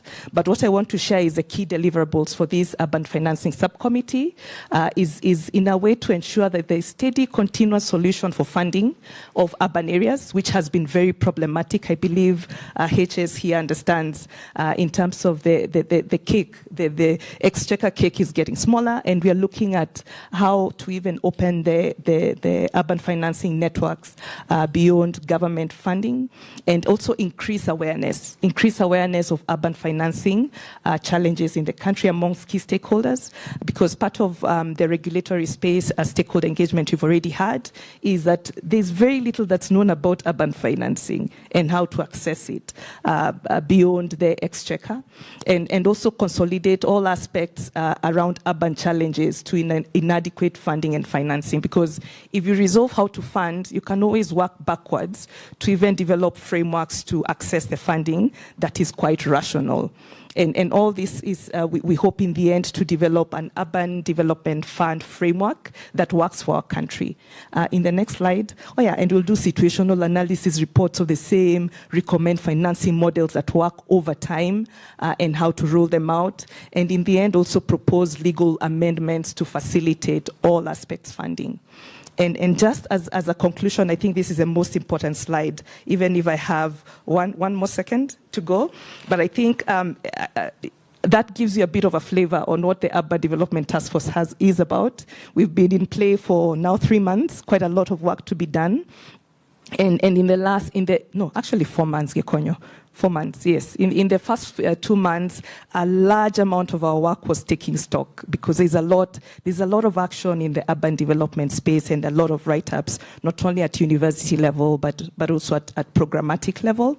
And we've taken stock to appreciate all initiatives and activities in the last 13 years by the government and many other stakeholders, scale the magnitude of how much has been done, acknowledged who is working where, and identified what has been oversupplied, what has been undersupplied, and key identifying the gaps from a very secondary source point of view. And we are now at a point of just proposing high-level recommendations that we'll be sharing with you. And in the last 2 or so months, we've also activated engagively stakeholder engagement. Our first entry to stakeholder engagement has been at national and county government regulatory space, just to hear them and their viewpoints on urban development.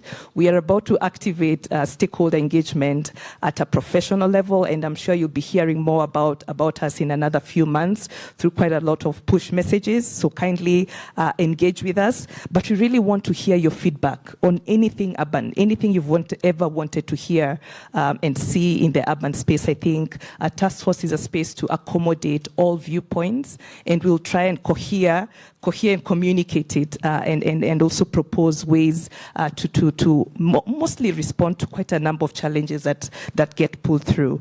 So allow me to just stop there and let you know that there'll be a Google post questionnaire, and we're also working through with a presidency to see whether we can have a full day engagement. I know I haven't done justice to the sort of work and scope that we are doing, but we wish to hear from you so that then we can almost paint an urban area picture of Kenya that we want, that smells Kenyan and not just Singapore.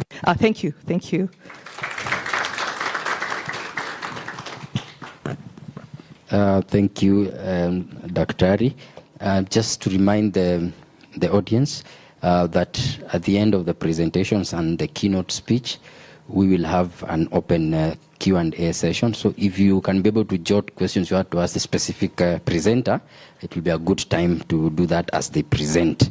Now, there are 2 more presentations before the keynote, and allow me to now invite the NCA, and the presentation will be made by Kefa Manani, who is the production manager at the NCA plant. We also have the MD for NCA here, but sorry, my apologies. I'm getting excited because I'm thinking about the dinner. NCA will come after. For the time being, we have the National Housing Corporation presentation. Okay, Fadali, and I would like you also to acknowledge your boss is here. So let's invite him first. Okay. I am informed the protocol. He whispered to me outside he will not speak, but I'm told that he needs to come here and just greet you. And then that 10 minutes and see us, he'll take 1 or 2 minutes. Thank you.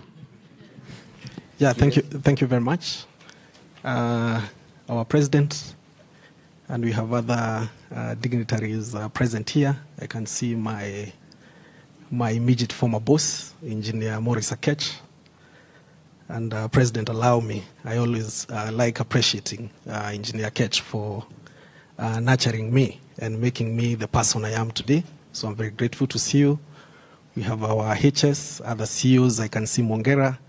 We have Chair. And all of us are distinguished ladies and gentlemen. Good evening. I had already assigned this particular assignment to Kefa Manani, who is one of you. He's an architect, and we have a new structure within the corporation where we have elevated our factory to not only now be a factory section, but to be a production unit for the corporation in our new human resource instruments. And we have assigned Kefa Manani, who is an architect, the role of the production manager. It is now a bigger division, which is research, capacity building, production, and skills transfer. And it will be headed by Kefa, and he's already doing a very good job, and therefore he's the man to come here and present to us what we are doing in the space of alternative building materials and technologies. One thing, Madam President, all these people who are seated here, and who are supposed to be the wheel that drives the construction sector and the housing sector. They are well represented within the new structures of National Housing Corporation. Previously, we did not have an urban planner. In our new HR instrument, there is land survey and physical planning as a unit or as a department within National Housing Corporation. We did not have a landscape architect.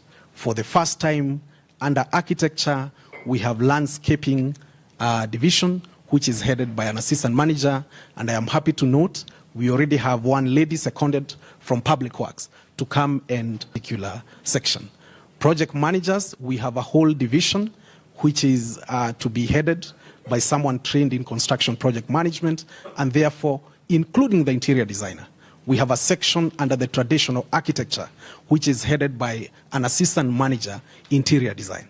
Therefore, all of you are within our plan, and as we hire 200 staff in the next, not actually next financial year, it's in the next calendar year, around February, March, all of you will be brought on board so that we can achieve affordable housing. As you all know, and I know our housing secretary will speak to this, yesterday we launched our draft strategic plan for the corporation for the next 5 years. And to launch was our principal secretary.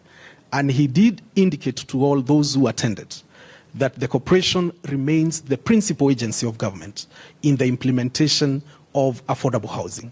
And a sizable percentage of housing levy will be allocated to the corporation so that we can perform that role, because that is why we exist. With those few remarks, I wish to welcome Architect Manani to make a brief presentation on the factory and what he is doing on ABMTs. Karibu sana.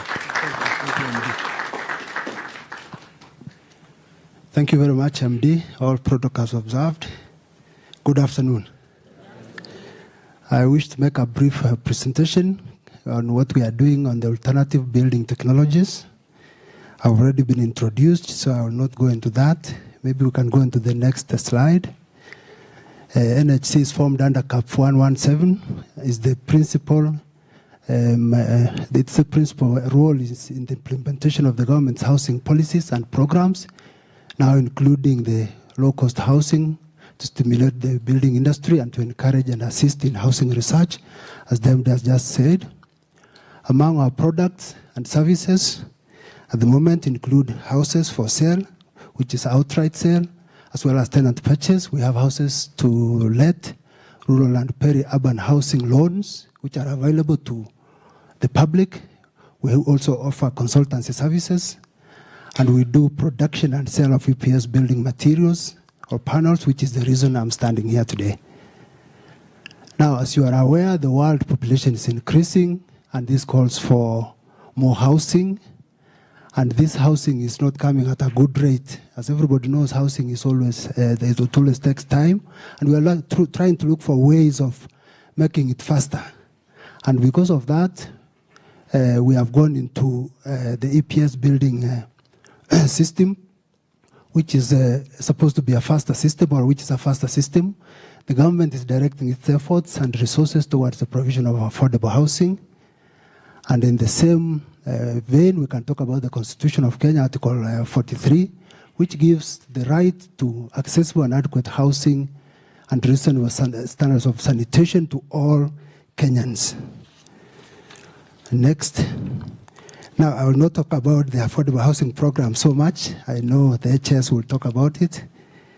But I can say that we are using our technology in this big area of affordable housing. And this technology we are talking about is in the picture which we can see there. I'm sure most of us have seen these panels before, and some of us have visited the factory. You are aware what we are doing. But now for this purpose, I want to just indicate that EPS it stands for Expanded Polystyrene Technology. The polystyrene part is the one which is in the middle. You can see the white part. And this polystyrene is used in the construction of houses. And we have 3 types of panels, which we'll talk about shortly. But before that, I can mention that part of our mandate also includes training of artisans, fundis, and contractors. So that's what we are talking about in terms of housing research as well as capacity building. And we also offer after-sales service to customers to increase capacity, local capacity, that is in the use of the technology. Next, this is the EPS panel concept. It's very simple, actually. It's very simple.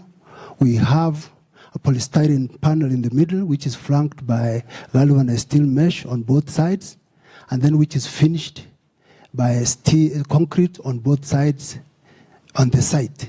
Just a simple panel. And this panel, this is the explanation for it, which we can get later because of time, but it's available. We will leave this presentation and it can be shared, but what I want to explain, let's go to the next slide. Yeah, this one. We have several types of panels. We have the single panel, which is 60 millimeters, which we use for partitions. We have 80 millimeter thick panel, which is what we call a single wall panel for walling, and we use this for bungalows as well as flats up to ground plus 3. That's 4 slabs, rather 4 floors without, and this one, I'm talking about this because I want you to be clear that it's without columns. So it's a structural system. We also have a 60 millimeter thick double panel, which can go up to 20 suspended floors. And I'm going to show you in the next slide how this works. And then we have a floor panel, which is very, very popular. And I would like you to note that this panel actually saves in terms of flooring. So the floor slabs are very, very popular with our customers. Now, if you can look at the top right, this is what we call this floor panel. We have the double panel, which we talked about, which is up to 20 floors. So what we do, we put a concrete in the middle, and the thickness of that concrete depends on the height which we are going to go into, and this is from the structural calculations. The single panel is for 3 ground plus 3 floors. Next, we want to give the advantages of the EPS construction system. The first one is that it's a fast method of construction. You can save up to 30%, more than 30% of the time, as well as the labor. It's also anti-seismic, which is to say that it's anti-earthquake, or it has an amount of earthquake resistance. It has a low thermal transmission. It's excellent in soundproofing. It's energy saving. It has a high strength to weight ratio. So what it means is that you can do lighter supporting systems. It is environmentally friendly. It is precise because it's modular and easy to install, and it is suitable for mass construction. And it's the reason we are using it, and we are actually applying it in our own construction, in our own buildings. So in conclusion, I would like to say that professionals are called upon to embrace emerging building technologies, such as the EPS technology, in the design and construction of houses. Professionals are encouraged to look out for tenders when they are floated and to actively participate. And NHC looks forward to working with the AAK in exploring and employing emerging and appropriate technologies in the development of houses and infrastructure projects. Next, please. These are some of the projects which we are undertaking at the moment using the EPS technology. You can see these are single wall panels. Next, we have the slab panels. This is how they are laid on the floor, and then we have the services through, and then we have some structural support in terms of steel. Next, this is the construction method which we use. You can see that it's supported on the sides, and once it's tied, then it's concreted. The shotcrete is applied on both sides. We can use either shotcrete gun, or we can also use manual application, which also creates employment. Before I say thank you, I would like you to look at this. Maybe if it's possible, you can take a photo of this so that you can refer to it later, and you can get in touch with us so that we can be able to talk to each other concerning this system. And with that, next, thank you so much for listening to me. I hope I've not taken more time than I was allowed. Asante sana.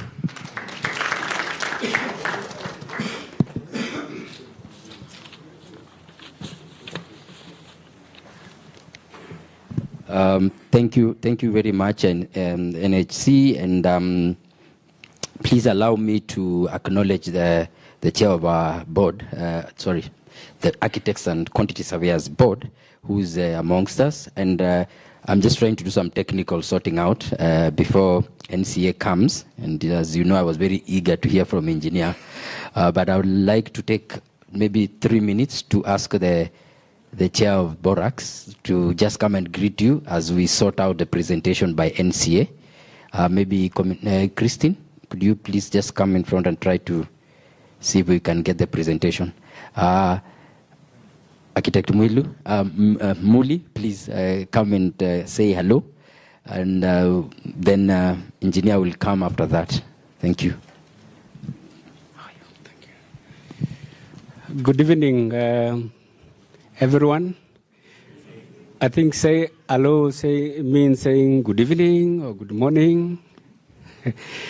But I would like to appreciate Architectural Association of Kenya for bringing this forum together to discuss the status of the built environment. This is where we live, and we are all responsible for the environment we create because we live in this environment. I'll give an example of when we go to the kitchen to cook, and we put a lot of things together. We put some pieces of meat, some pieces of carrot, we had salt, we had onions, and many things in some passive proportions. And when each one of them exceeds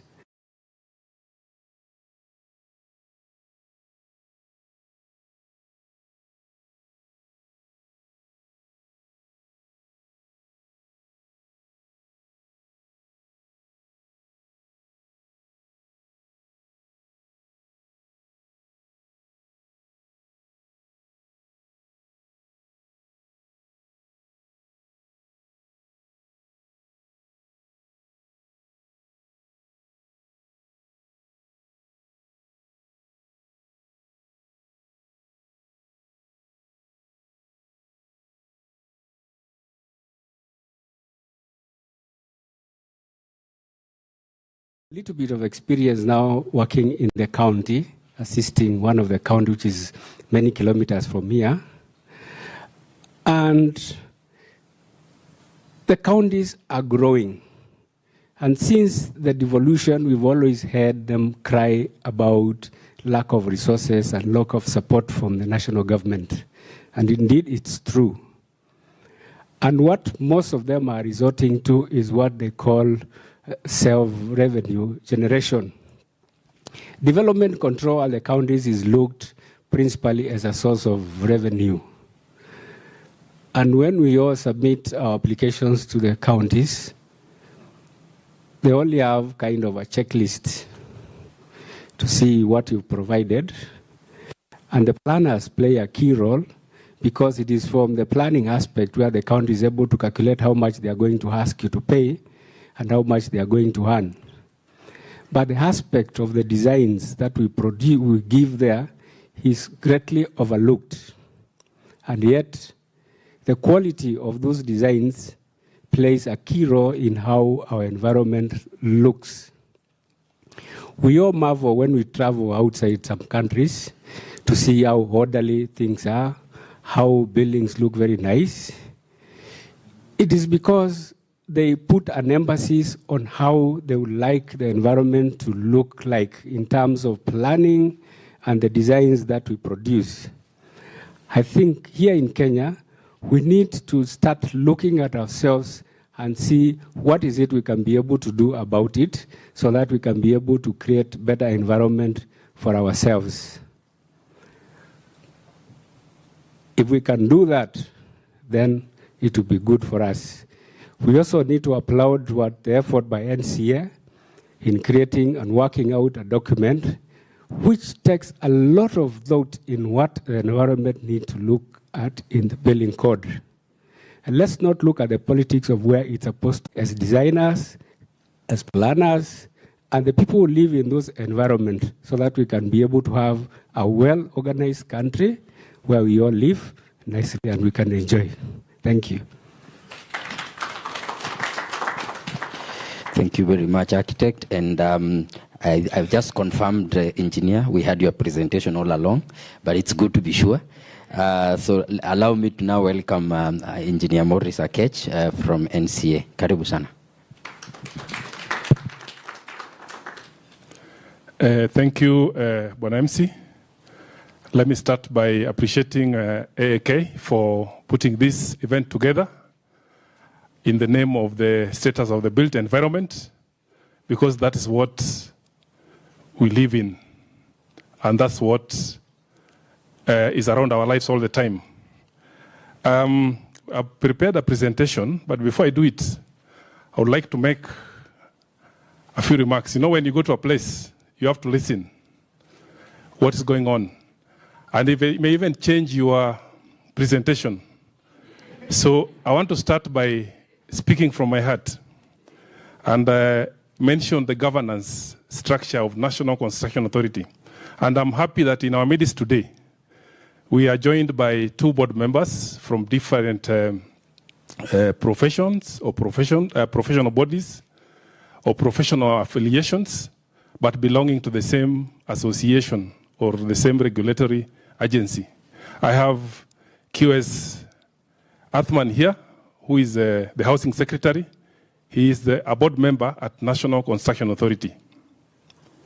So I also have Architect Waweru Gadesha, who is also a former, I don't know if they call them formers or past. For us, somebody who has passed is somebody who is gone. But he's a former, those days they were called chairs, but former president of AAK. And in the board, I have 11 other members. So total 13. All of them cut across the professional landscape of the built environment. There is no better place you can call to be a house of professionals than NCA. So I want to believe, to that extent, it has all the skill sets you need to be able to come up with a quality, better built output that has been designed by the 8 chapters you saw. In fact, all those people you saw there, their work end on paper, including myself, you were not at NCA. Because you have to design on paper, you have to define specifications on paper, but for it to be implemented, there must be somebody sitting on the other side who is a contractor. So the person who integrates all that in a complex manner is the contractor. And of course, for that to happen, the client must also be in place, who is going to give the work to be done. So to that extent, we are all important. And I want to appreciate the representative of MRM who was here. You heard what she said. It's not about competition. It's about complementation. It's about collaboration. It's about coordination. In fact, there is no project that can succeed if it's not coordinated. Every time you go for a site meeting, everyone has to be there. Sindio? But on the other side, there's only one contractor and one developer. But nyinyi wote lazima mkae pamoja kwa kila kikao. Sindio? Which means you can't work alone. Sindio? So my senior engineer Goro, these cowboys are very important in implementing projects.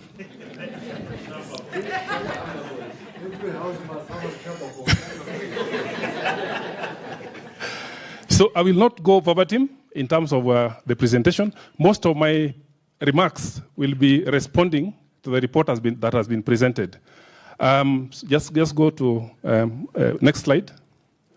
Yeah, so it is important to establish how or what keeps us going So we are created by an Act of Parliament way back in 2011 under Act number 41.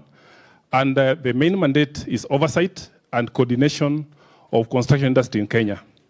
So the thread that connects everything that happens is supposed to happen here. So that coordination is very key.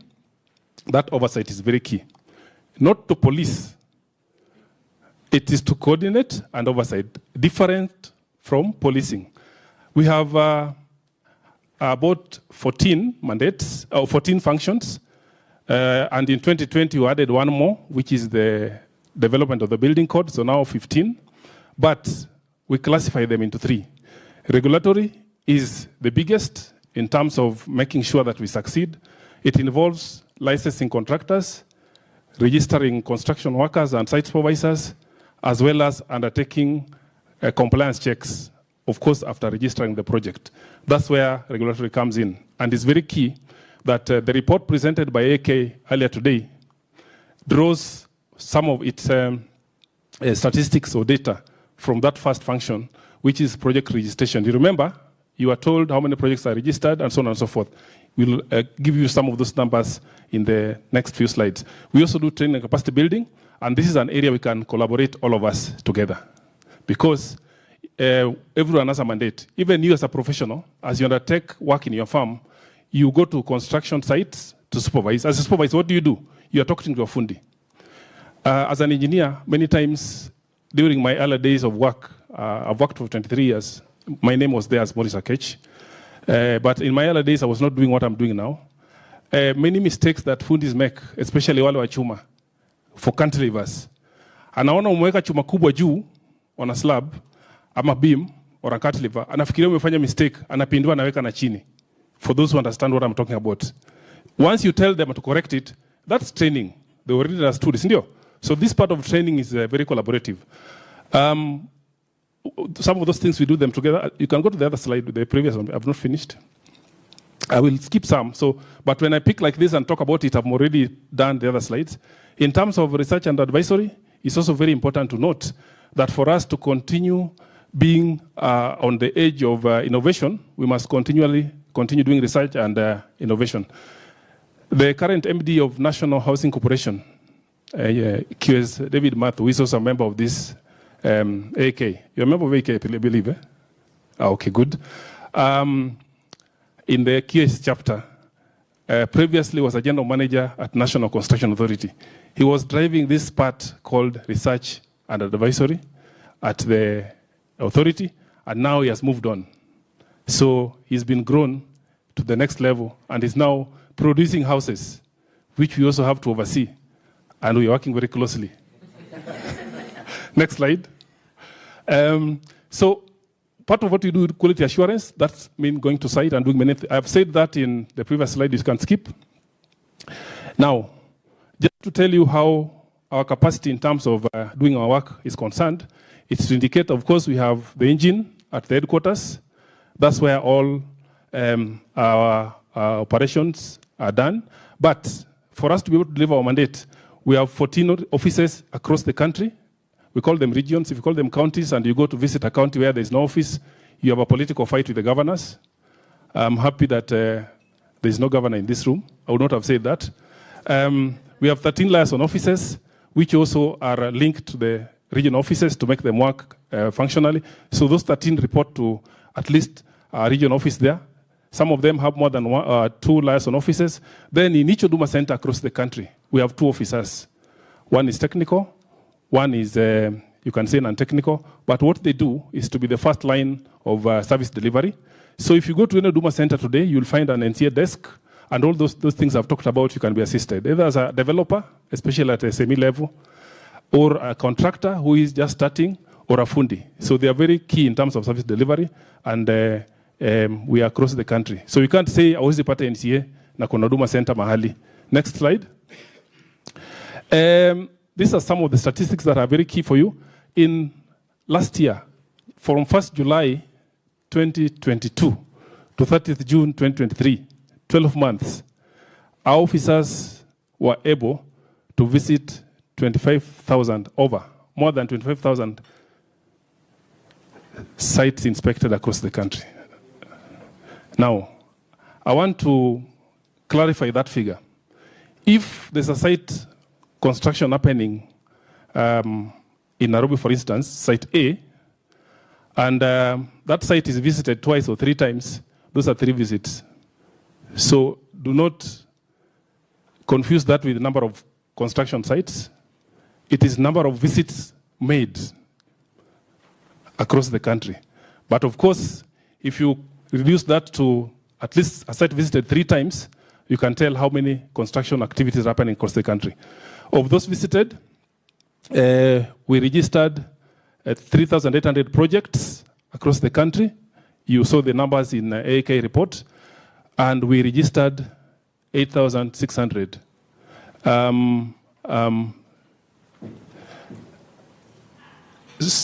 Sorry, yeah, that 3,800 projects are the ones visited, so the number of visitors are there. Then number of contractors registered is 8,600 within the year, but in the register, for information, we have more than 110 licenses.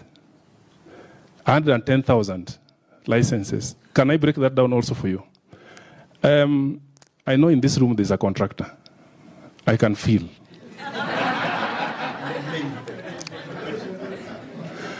And you find one contractor having class of roadworks, class of building works, class of waterworks, civil, that one's called what? Electrical and mechanical. Just the way all the professions are. One particular contractor. That is one contractor. But how many licenses? 5. Sindio? So if you count it that way, it's 110,000, isn't it? But that is since the inception in 2013 of registration of contractors. Some of them have fallen by wayside. So to date, we only have about 20,000 of those contractors who are having valid licenses. And in each year, we register new contractors.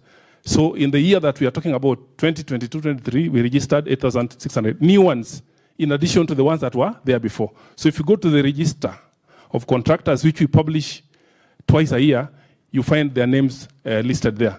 Then we had 30,000 construction site supervisors and workers are created. That for that year only. In the register, we have more than 120,000 of that number. By the way, one thing that keeps baffling me is that the way we have more contractors registered than construction workers, who do they work with? Wanafanya kazi na kina nani? Because for you to be a contractor, you need a fundi, sindio? So it's a challenge I'm posing for you. Next slide is about, we have done a number of training programs in collaboration with other institutions. And in last year alone, we did 50. That's not 50 contractors.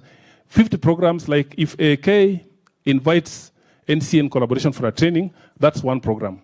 If IKS does the same, that's another program. Or any other regulatory agency, another program. So we have trained mostly on these areas that are very necessary. The safety in construction industry, and by the way, the collapse that happened on Saturday, those social media is very powerful. The first statement they made is a building had collapsed.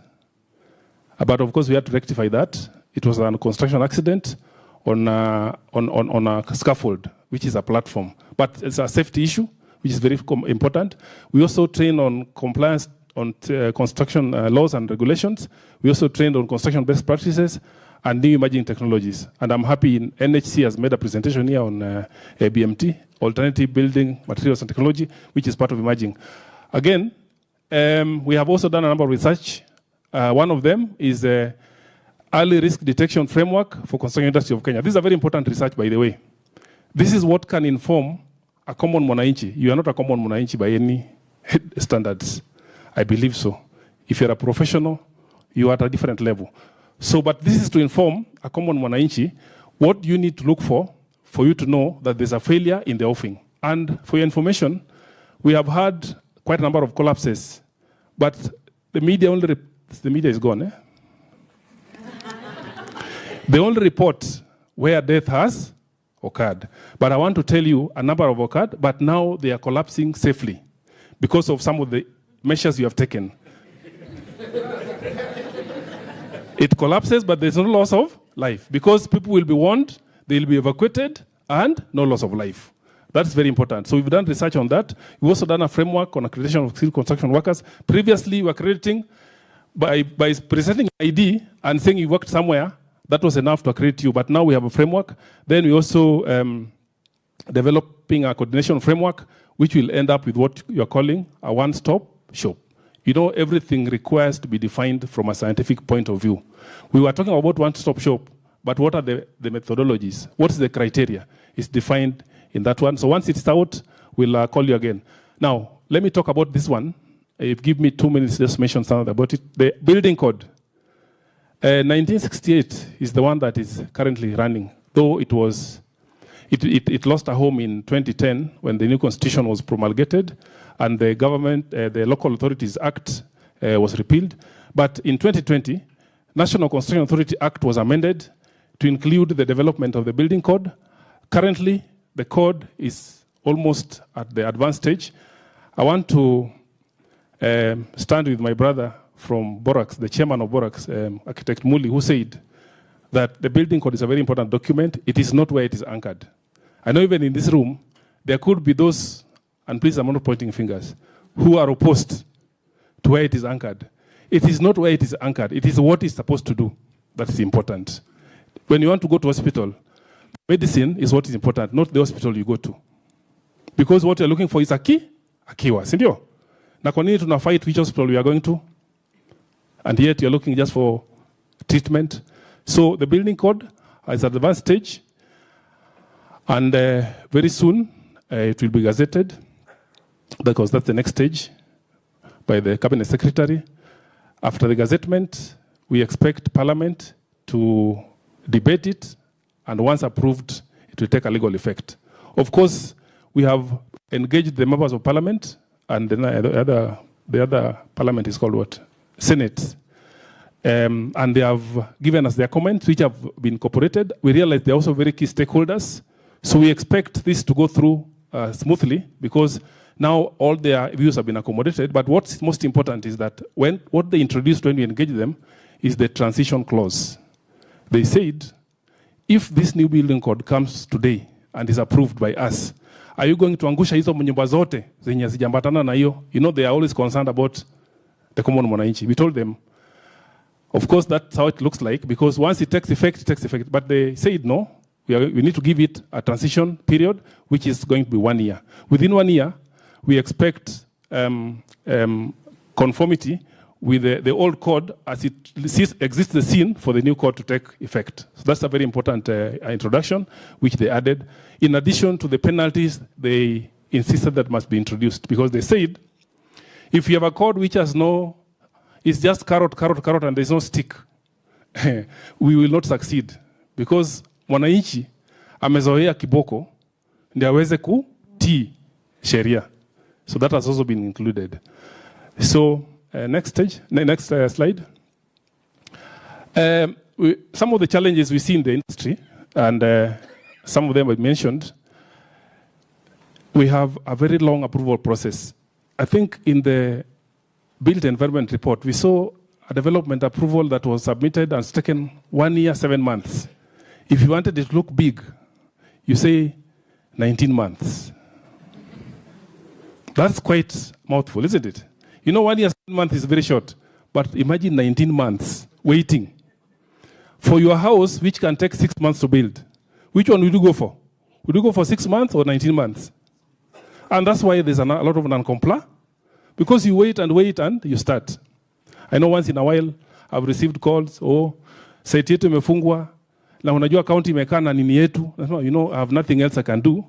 We just need to wait for the county. Because for us to receive your project for approval, which you also need to understand, county must have approved, NEMA must have approved where it's required, and you must have professionals in it. So we support your work a lot. Though some of the professionals are also doing monkey business. I know none of them is here. They're just appending their signatures for the sake of doing it. The NCA, so the account government is working on a one-stop shop, but this will be informed by the research I told you. This one-stop shop will introduce efficiency in providing permitting. What we are looking at, let me tell you what we are looking at. With that, we have a platform or a system where all of us are in it, but we don't interfere with what you do. But we can be able to see. Like, for instance, from here, all of you will use the same road, one highway or one road, isn't it? But it does not matter which car you are driving. It doesn't matter which shoe you are wearing. But you are using the same road. That's what we are looking at. It does not stop you from keeping to your lane as you use that road. You can still get your revenue and so on and so forth. But I know it's a task that is going to be difficult, but it's possible. Next slide. Basically, of course, it will be promoting information sharing. Now, some of the challenges, again, are also poor construction methods. This is what causes a lot of collapsing. We have experienced a number of cases of collapse due to the following, and this is informed by the research we did way back in 2018, 2019. We have rogue consultants who merely append their signatures. I've already talked about this, with no intention to supervise the project. The 66% projects that are non-compliant. The reason for non-compliance, one, is that there is no supervision happening on site. That's one. Number two, there are issues of health and safety. Number three, there are issues of project not registered. And number four, you also find there is no contractor. Even when it's registered and you say there's a contractor, there's a way we can tell there's no contractor. Do you know, when you go to site, you always have site meetings. You prepare minutes. If a site has been there for 1 year, and you want to tell me meetings have happened, and there is no minutes to prove that it is this contractor or this engineer on site, definitely will say it's non-compliant. Or sometimes you go to a site and you find that in the compliance certificate, which is what we issue after project registration, is indicating it's contractor A, but it's contractor B on site. That's non-compliant, because if something goes wrong, there's no accountability.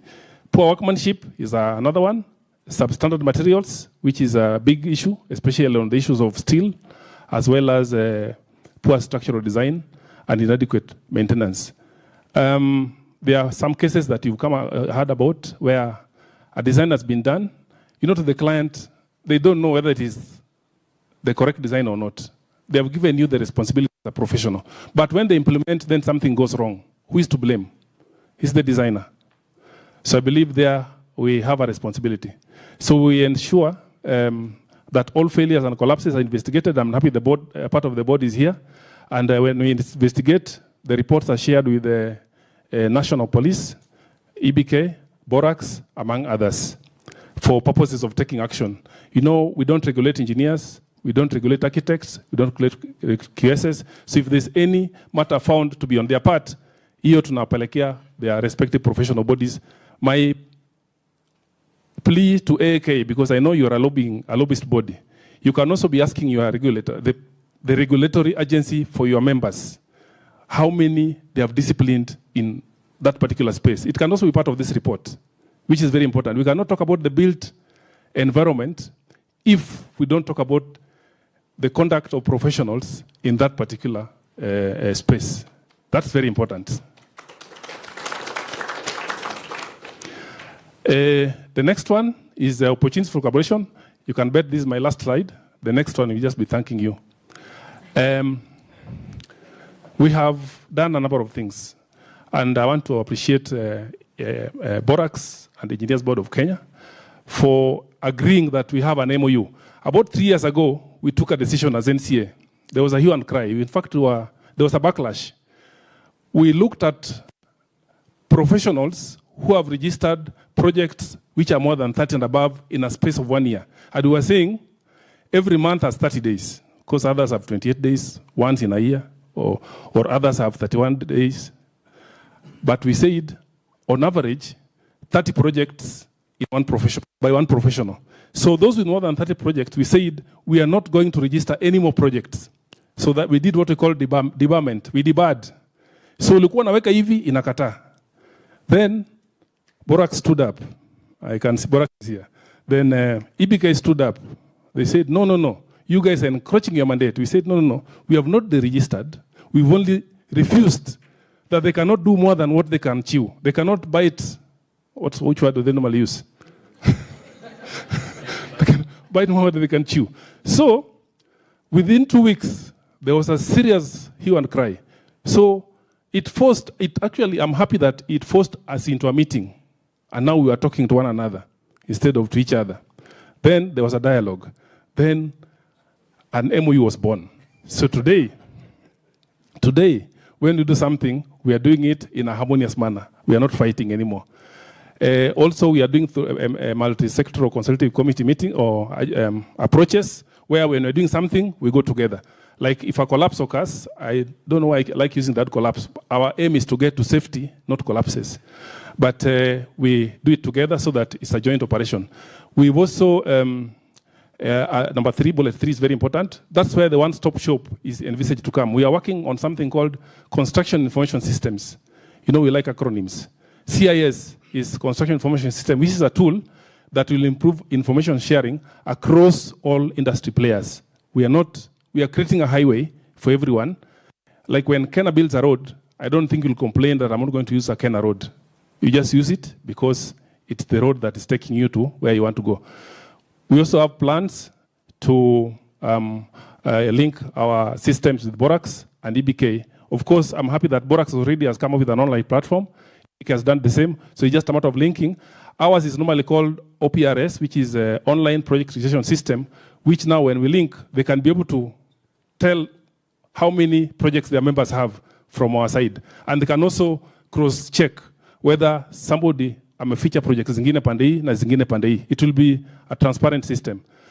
Of course, EBK launched engineer stamp, though we are still not seeing it helping, because bado naona engineers, I don't know kama the lockers are the ones which are not safe, that people just get stamps. I don't know what's happening. Then lastly is issuance of joint statements whenever something occurs, so that there's no blame game. And you may have noticed, though we are now working, it's now quieter, but every time a collapse occurs and there's an architect in it, utaona jina yako kwa gazeti. Kama kuna engineer, utaona jina yako kwa gazeti. Na contractor na developer. Sahi, hakuna kitu tunaficha. And it has helped. In fact, when you did that the first time, that week alone, I received more than 20 letters from different professionals saying, I'm not part of this project, I would want to withdraw.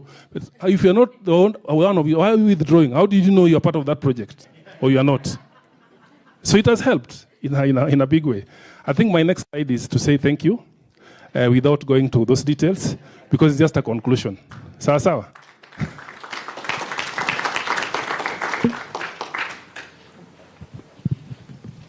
Thank you very much, Engineer, for the challenge. And in fact, I want to say here that the Executive Committee of AAK is actually working on a standing disciplinary board.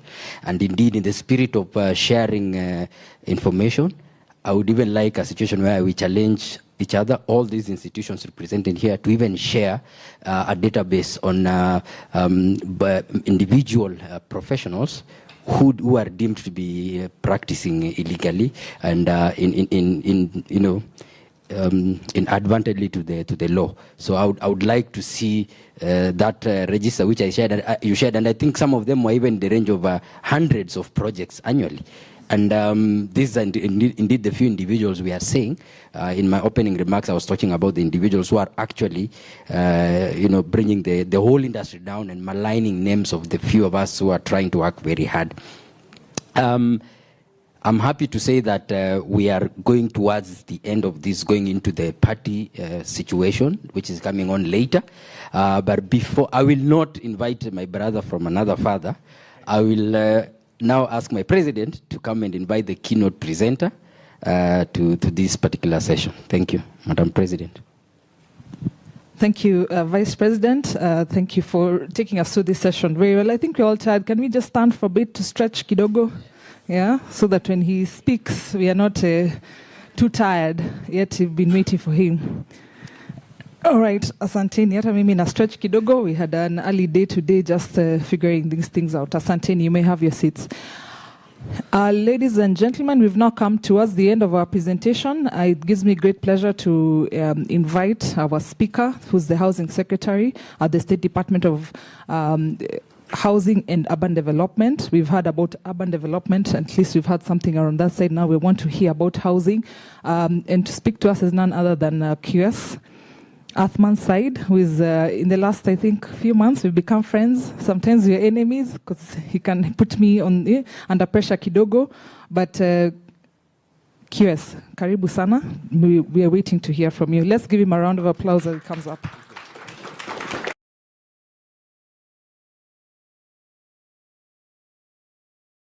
I think I want to thank the president of AK, chairs of the various chapters who are here, the fellows of AK, colleagues in government, and everybody else.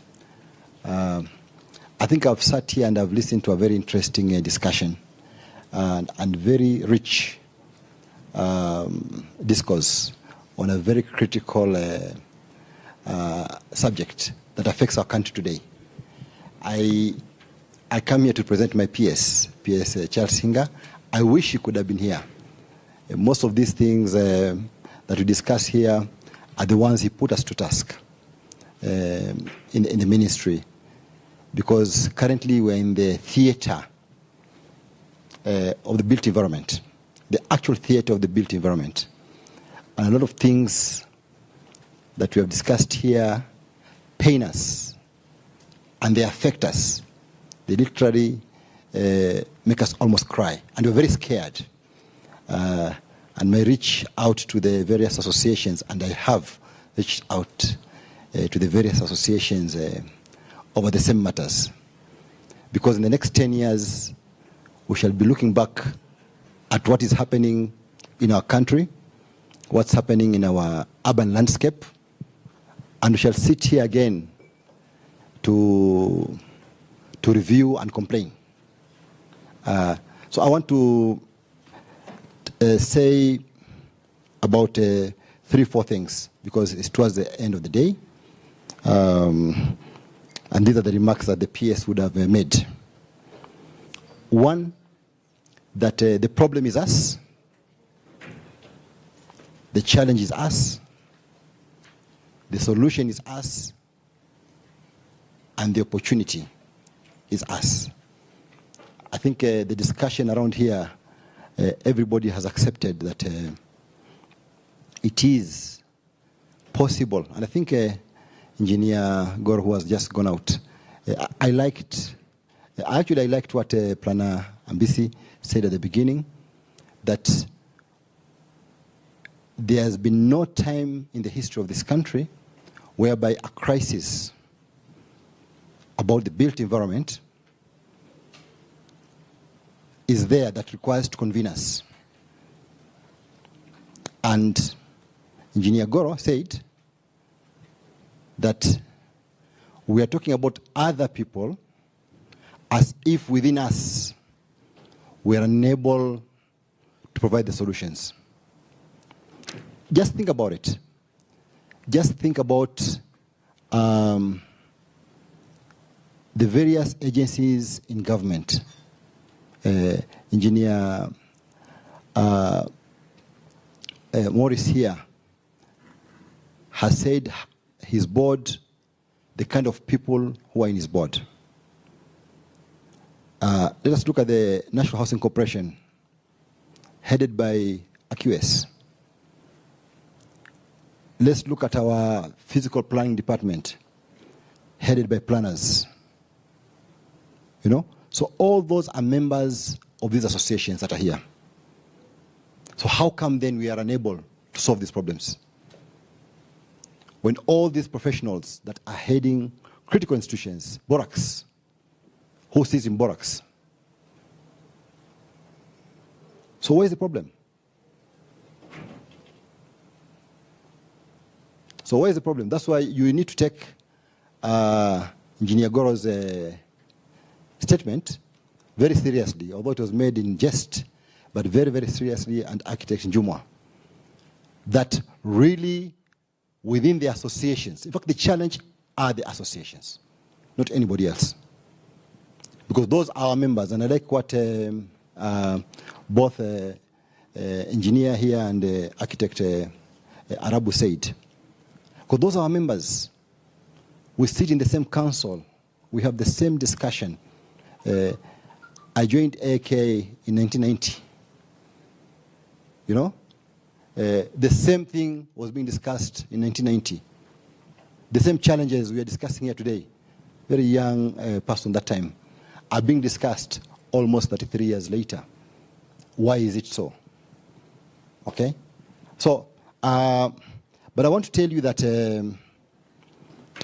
never before in the history of our country have we lived in an environment like we are living today. That requires us to step up and do much more than what we have been doing. Why do I say so? And I've discussed this with a number of colleagues here and in a different fora. That when government is rolling out 200,000 housing units a year, that's not a joke. We have never lived in that environment before. It must scare us. It does scare me. I was in this State Department as a Housing Secretary back 2009, 2012. And then I came back in March this year. I wasn't as scared then as I'm scared now. Because in 10 years' time, we'll be having 1 million units, more than 1 million units. This financial year alone, we have advertised and we're building around 10 new cities. 10 new cities. One of the cities is 4,200 acres.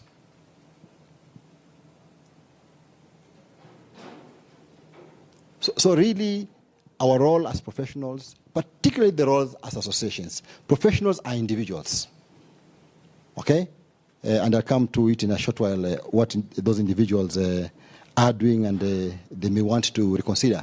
But associations are really the custodians, ought to be the custodians of our aspirations as professionals and as citizens.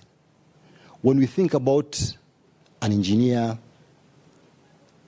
a landscape architect, a QS, an architect, citizens have aspiration about those individuals. And those individuals, what they ought to be doing for them. Citizens have those aspirations. Now, those aspirations, it's my opinion, and I've had an opportunity of engaging IQSK, AK, and IEK. In my opinion, and I still hold it today, those aspirations are really deposited and articulated with associations, not with government. Because it is these associations that have brought together the professionals who are there. The individual professionals may not be, but the associations need to be seen as articulating those aspirations. And I think this time more than ever, the associations need to step up. Not as lobbyists for their members. I feel very sad. The associations have just become merely lobbyists for their members. If you become lobbyists for their members, who will be lobbyists for Kenyans?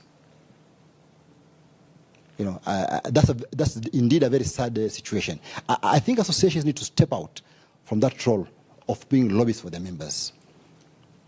And I think what Arabu said, or was it engineer, when engaging the Borax, because Borax comprises members of the association, isn't it? So everybody in Borax sit in the associations. Sindio Muli. Half of the members sit in the associations, which is there. Now, the opportunity that exists today for the professionals in the built environment are in threefold. Of course, the sweetest in that opportunity is to make a lot of money. And I think we have had that discussion with the three associations, that there is boom in the construction industry today. No doubt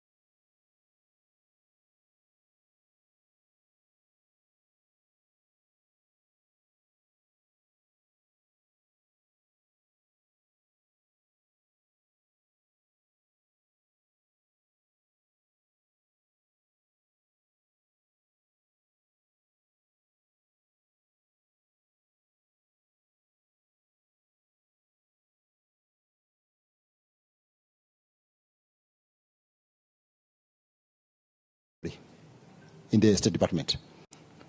There's a lot of work which is going to come through.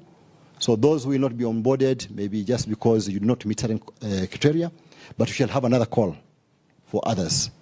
And we've just begun with the architects, conservators, and engineers for now, because we've been unable to get a working relationship with the planners and the other people whom I reached out. I reached out to the planners, both TPSK and the KIP. I reached out to all the professional associations. I've had one-to-one meetings, and I've challenged them to provide us the framework under which we are going to work. So they are yet to provide that framework, how we are going to work in this program. But it will need everybody else that is there. But for me, the other opportunity that does exist today is the opportunity to reshape our built environment from scratch. Since government is, so to speak, the biggest developer in this thing, okay? And government is us, and government is us, and government is led by those people who are in this profession. We must shape the way this built environment is. And I really want to thank NCA for the leadership they have taken on this other side. So we will have no excuse. You know, when I came back in March to this State Department, after 1 week, I actually called the then Director of Physical Planning, you know, and I told him, why haven't you gone to court to stop this affordable housing? I told him that. I mean, how come we are building everywhere? Where are the plans? You know, we're just putting up structures. Is it Ruth who said, what did you call them? Ruth? Boxes, basically. Yes. So I asked him.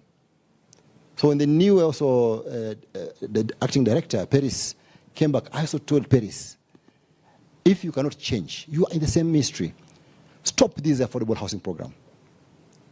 You know, otherwise in 10 years' time, as Kenyans are, we shall be very happy to say how bad it was. You know, we have an opportunity now to shape it.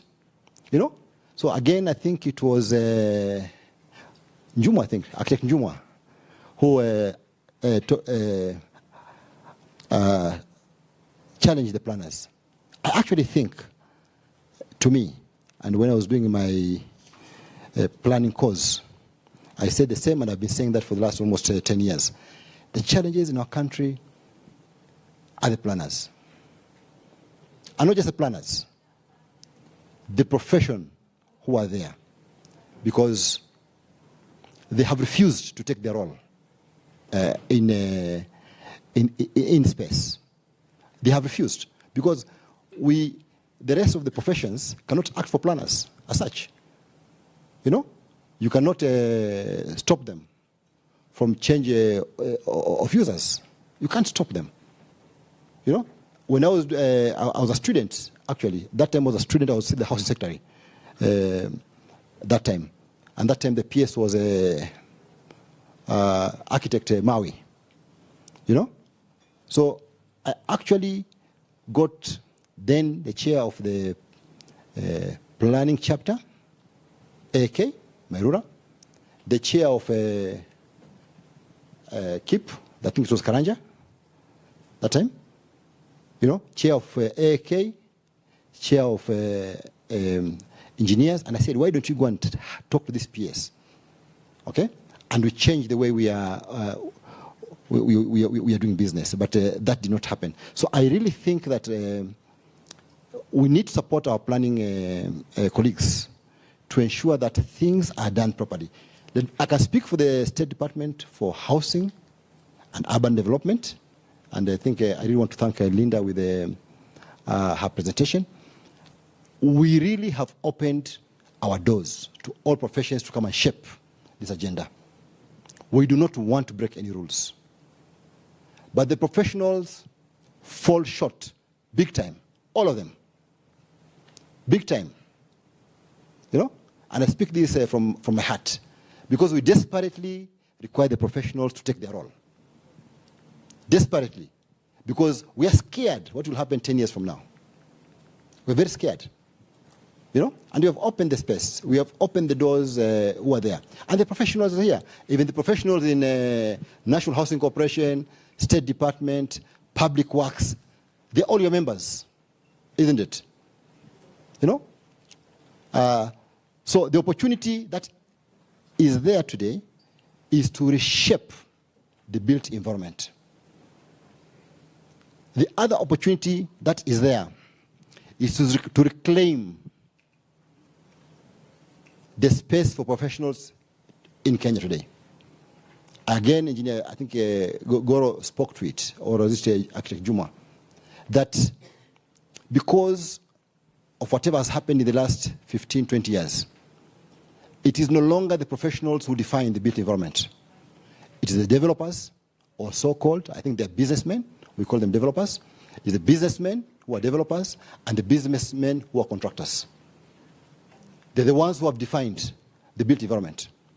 So they hire then the professionals. And the professionals have not been firm enough, they have not been strong enough to stand up to these businessmen. So they just do what these businessmen want to do. That's the challenge. The opportunity today is to reclaim that space. Because the biggest master developer is the government of Kenya, okay? Is our State Department for Housing and Urban Development. So really, we need the professionals to be what they're supposed to be. And I've challenged the schools of built environment. University of Nairobi, TUK, JKUAT, now Kenyatta University, KTC, and others, that the professionals they're going to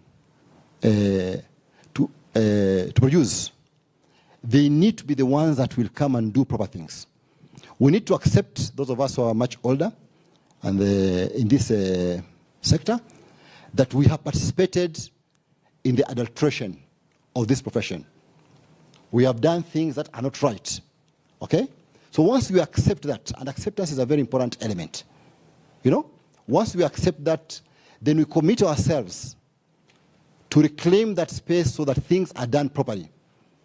Because if we continue the same way we have done, it will be disaster for our country, and we'll have no explanation. You know, we'll have absolutely no explanation why we are continuing to do things wrong, which is there. So, 3 opportunities: make a lot of money. And why do I say a lot of money? I'm not saying for the fees you're going to get an affordable housing.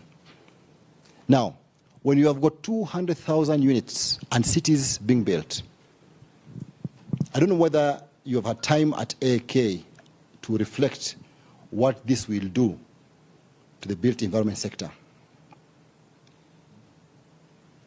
Just think about it. Just think about it. When you have got a citizen of Kenya paying 5,000 shillings for 1-bedroom house, 10,000 shillings for 2-bedroom house, 15,000 shillings for 3-bedroom house. You are actually bringing a new lot of people who appreciate real estate. They will not stop at having that 1 unit. Okay? They will believe now they can own property. So this will trigger them owning more and more and more and more. But because they have gotten that 1 unit from government, they cannot get another unit, they will start investing, you know, because you've already taken care of their primary need, which is there. So in the next 10, 15 years, you'll see a completely new landscape and greater opportunities for the built environment. And you'll be shaping that opportunity which is there. Our challenges, and have been spoken to here, but allow me to repeat because it is important. The biggest challenge we have within the sector is a Kenyan problem. Kenyans, by their very nature, they fight for any reason whatsoever. It's a Kenyan problem, let me tell you. I keep on telling people that in Kenya, we do not have a problem of tribalism. You know, the ethnic problem is magnified most because of political mobilization. But and I attribute this to colonialism. The colonialists, when they came in, they taught us divide and rule. So in Kenya today, we are divided and you compete against any reason that is there. You know, you are a woman, I'm a man. Huyu ni mheshimiwa, you are Kenyeji. You are an architect, you are whatever. Huyu ni Muislamu, huyu ni Mkristo. Huyu ni Presbyterian, huyu ni SDA. And all those people are fighting. You are a Kikuyu from Murang'a, you are Kikuyu from Nyeri. You know, you even from Nyeri, you are from Odhaya, you are from Tumutumu. You know, it's like that. It's a Kenyan problem. You know, exclusion. Which school did you go to? Are you getting me? It's an exclusion problem we have in the country today. It's exclusion. So you can look at it whichever way, exclusion. It has affected us here today. That architects and conservators, those are historical war that is there. You know, I was there when the 40 and IQSK was established. I was still in this association. Engineers, you know, associations now that are there. So the first major problem, which really, and I think this particular time, and I like the lady from MRM who posited it, and I've posited the same thing to the three presidents of IQSK, AK, and IK. Is it possible for you to think bigger than yourself? Really? Is it possible? It will be such a disaster at this moment in our country if you are unable. You are just a lobbyist for your organization. Honestly, you achieve nothing out of it. You know? So I think that problem, I feel it in government. I want the build professional to come with one voice. And I've told them as such. It's so difficult dealing with different associations. But every time you turn, every association wants to come on their own.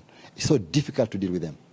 If you have a bad person on this other side of government, they will play those differences. And they have played those differences before, depending on who is on the other side of government. It doesn't.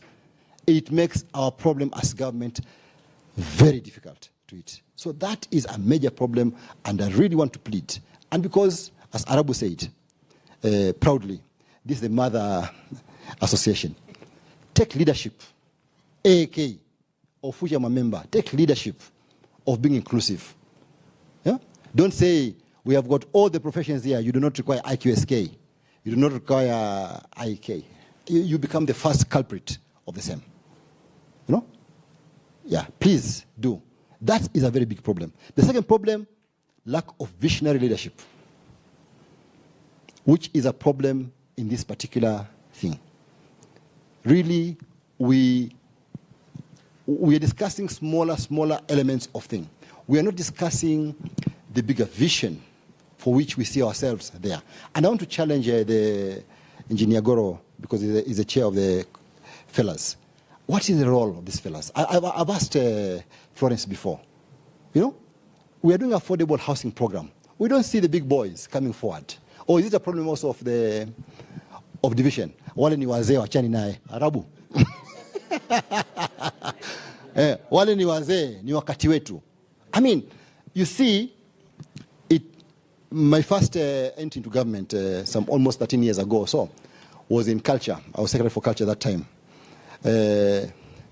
And I did prepare a draft CAB memo that time and said that the government of Kenya takes time to train people. From primary, we invest on you. You go to secondary, you go to university, and particularly those who are in the public sector. It gives you a lot of training. And then as you go up, you become much more vulnerable than becoming an asset. So how is AK utilizing the former presidents who are here, the former officials who are here? They're the ones at this moment in time that you need to put to the front and say, this is our capacity for the country. Honestly, I desire where I sit. No, because they will have solutions and they will not compete with you, those of you who are younger. They will not take work from you, you know, but they will come and pose it across, you know, their experience, what they're there, you know. And for the ones, of course, who are older, I believe when you are given that opportunity, you will not come and ring fence to yourself. You just pull the others across. So visionary leadership, I need to say that does lack from this. The challenge, and I fear, and I want to address you colleagues on this, the issue of integrity. The issue of integrity, and I fear because we are now going to engage some 50, 60, almost 100 consortia in this. My colleagues in my State Department, and I've shared this with the President, they just tell me, how are two, they're even worse than the contractors. You know? So I think there's a challenge there. You know? That a project that starts with a small sum ends up being a very big project. You know, defended by the consultants, or opinion from the consultants. You know? That, I think, it will destroy that opportunity which is there. So the solution from ourselves in the public sector, and particularly in the State Department, we have engaged and opened the opportunity to have a collaboration with the three bodies. They have established themselves, calling themselves a forum for affordable housing, AAK, IQSK, and IEK. We are in a formal arrangement with them. They're the ones who are shaping this whole engagement. I've actually told them that beyond the procurement of the professionals, what happens next? How are those professionals deployed? Okay, how are those professionals monitored? You know, I posed that problem to them, but they have not given me a solution. They have hampered, you know, so they are still waiting for the government to provide for that. But I also want to assure you that this particular ministry, and you have an opportunity, is a ministry that comprises 4 or 5 critical sectors. We have land in this ministry, which does affect built environment. We have, apart from housing, you know, what you are calling urban development is the former local government. Okay? The former local government is what is now called urban development, is within our ministry. That's why Linda was speaking to all that. So local governments are under us, and we're the ones who trigger the registration of new municipalities. The metropolitan, what was before the metropolitan ministry, if you remember, what's called Mutula Kilonzo? Mutula Kilonzo. Yeah, Mutula. You know, it is under us. So it's another third ministry which is under us. You know, that's why it's urban, housing, and urban development. Under urban development, there is metropolitan directorate which is there. Okay, so we have an opportunity as professionals when you engage this ministry, and I think Linda will tell you, the president here will tell you, we have been very robust in engagement with professionals, basically. We have kept the doors open to reshape this discourse. We are in the process of execution. We know our execution is far from being perfect. This journey we are walking. We have called upon the professional associations and yourselves to come here. And I want to say this, and I'm not really praising. I think we also have a very good PS.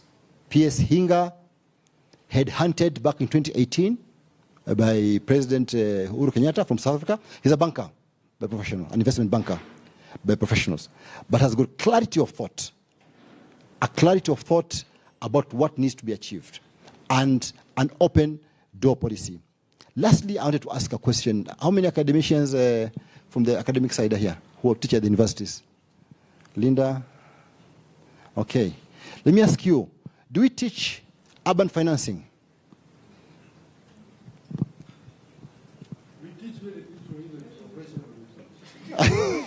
Yeah.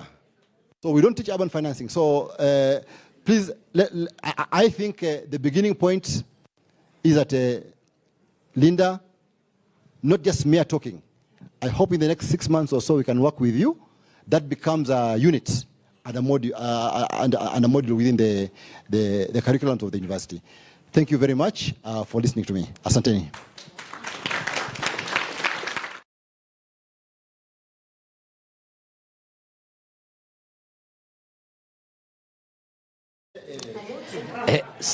HS.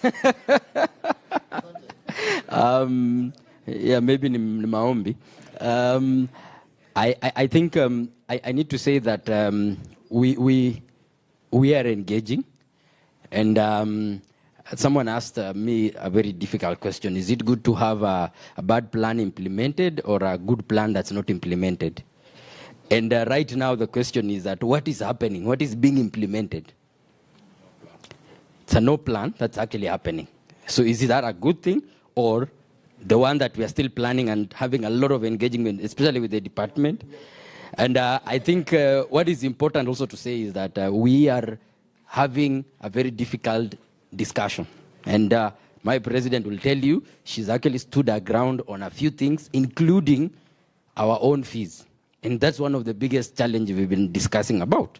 Because it's one thing to accept to do the work, but it's quite another to accept at a particular condition. And I think it's very important that we say that the welfare of our members is also at the top of our agenda. And we realize this because we are very good. All these initiatives AAK has, Mulika Mujengo, 3IF, Grow a Classroom, Bana HS, they are actually for the community. But the reality of the matter here is that there will be a professional here who's having challenges, but if they show that challenge, there's a chance they will not get a job. So we are trying to address that as well. It's a multi-pronged thing, and being an umbrella body is in itself a major challenge. And I like what you say, the issues of the politics of individual professions thinking that they are standing better alone rather than together is what AAK is trying to manage right now. And we are doing a pretty job so far, but we can do better, and the challenge is taken. Allow me to, first, I need to give you a challenge. We are running out of time, so there is tea outside, and then there is dinner coming. But between that, before that, we have a photo op. I will invite Violet from TM to arrange us. And then we are supposed to have an open plenary where the speakers, including our president, will sit here, and then you will engage them. Now, I want by a show of hands, whether we skip that, we go to tea, after the photo op that is, or we have like 30 minutes of engagement. I think it's good for members of the audience to basically just ventilate a little bit to the presenters. No, it will be there. Okay, so that will be a tea and networking session, engineer. So by a show of hands, do we go on with the plenary? In the meantime, I would like the presenters and our president to please come and take these chairs, and Violet will come here and advise us on how we can arrange ourselves for the photo op. Please, Bana HS. President, please. Linda. Yeah. Architect. Kefa. Engineer Kech, please, to join up, Ivy. I'm assuming we can proceed with the short plenary discussion after the photo op. Good. Violet, you can go ahead and please arrange them for the photo op. Can we have the... Oh, here? So we move this? Okay.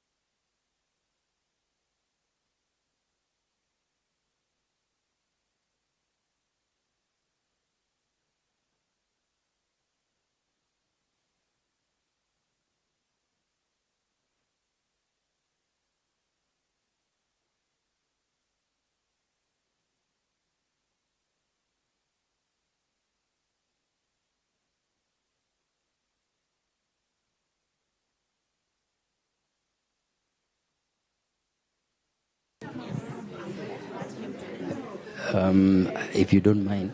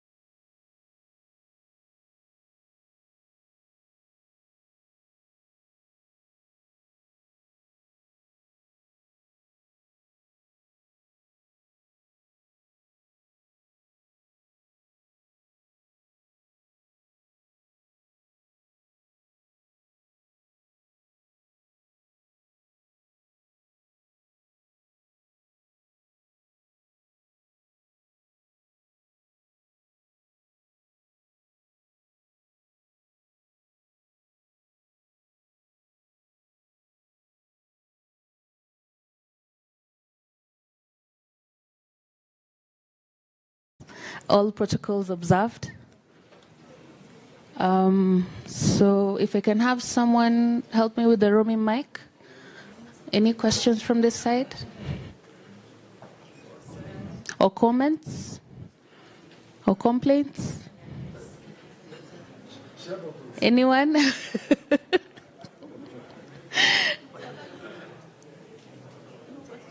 Just say hi to the panelists.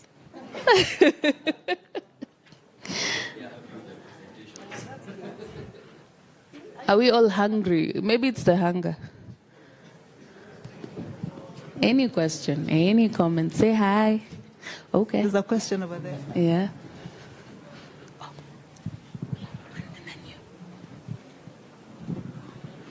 Thank you, moderator. Actually, my question was for NCA. And unfortunately, he's left. But anyway. Oh, sorry. Go ahead. So my question was on after presentation by NCA, there was the issue of the rogue consultants brought up. I also noted the issue of substandard materials, which also goes with supervision. And I think the challenge some of the professionals have had, maybe for you to note as a panelist, you'll find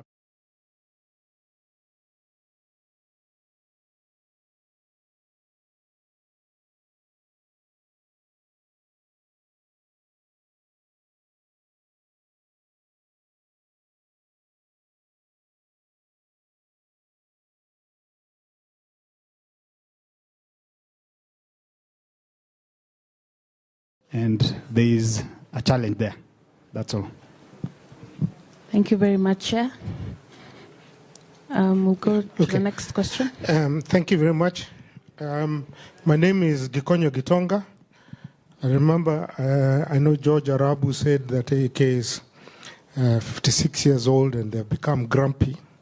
I don't know whether he wanted to refer to me. Chairperson of Linda, who is the chair of the task force, I talk a lot. So I hope you don't think that I'm grumpy. Anyway, let me just say something about what my suggestion to AAK. In the next report, if we can consider the effects of corruption on the construction industry. Interestingly enough, I got a message today that I've been invited to KEPSA is launching a handbook on Bribery Act. But what is the effect of corruption on the construction and the built environment, especially from professionals, and also, in fact, sometimes we accuse that there's too much corruption in government. But the truth is that there's a lot of corruption in the private sector, maybe even more than whatever.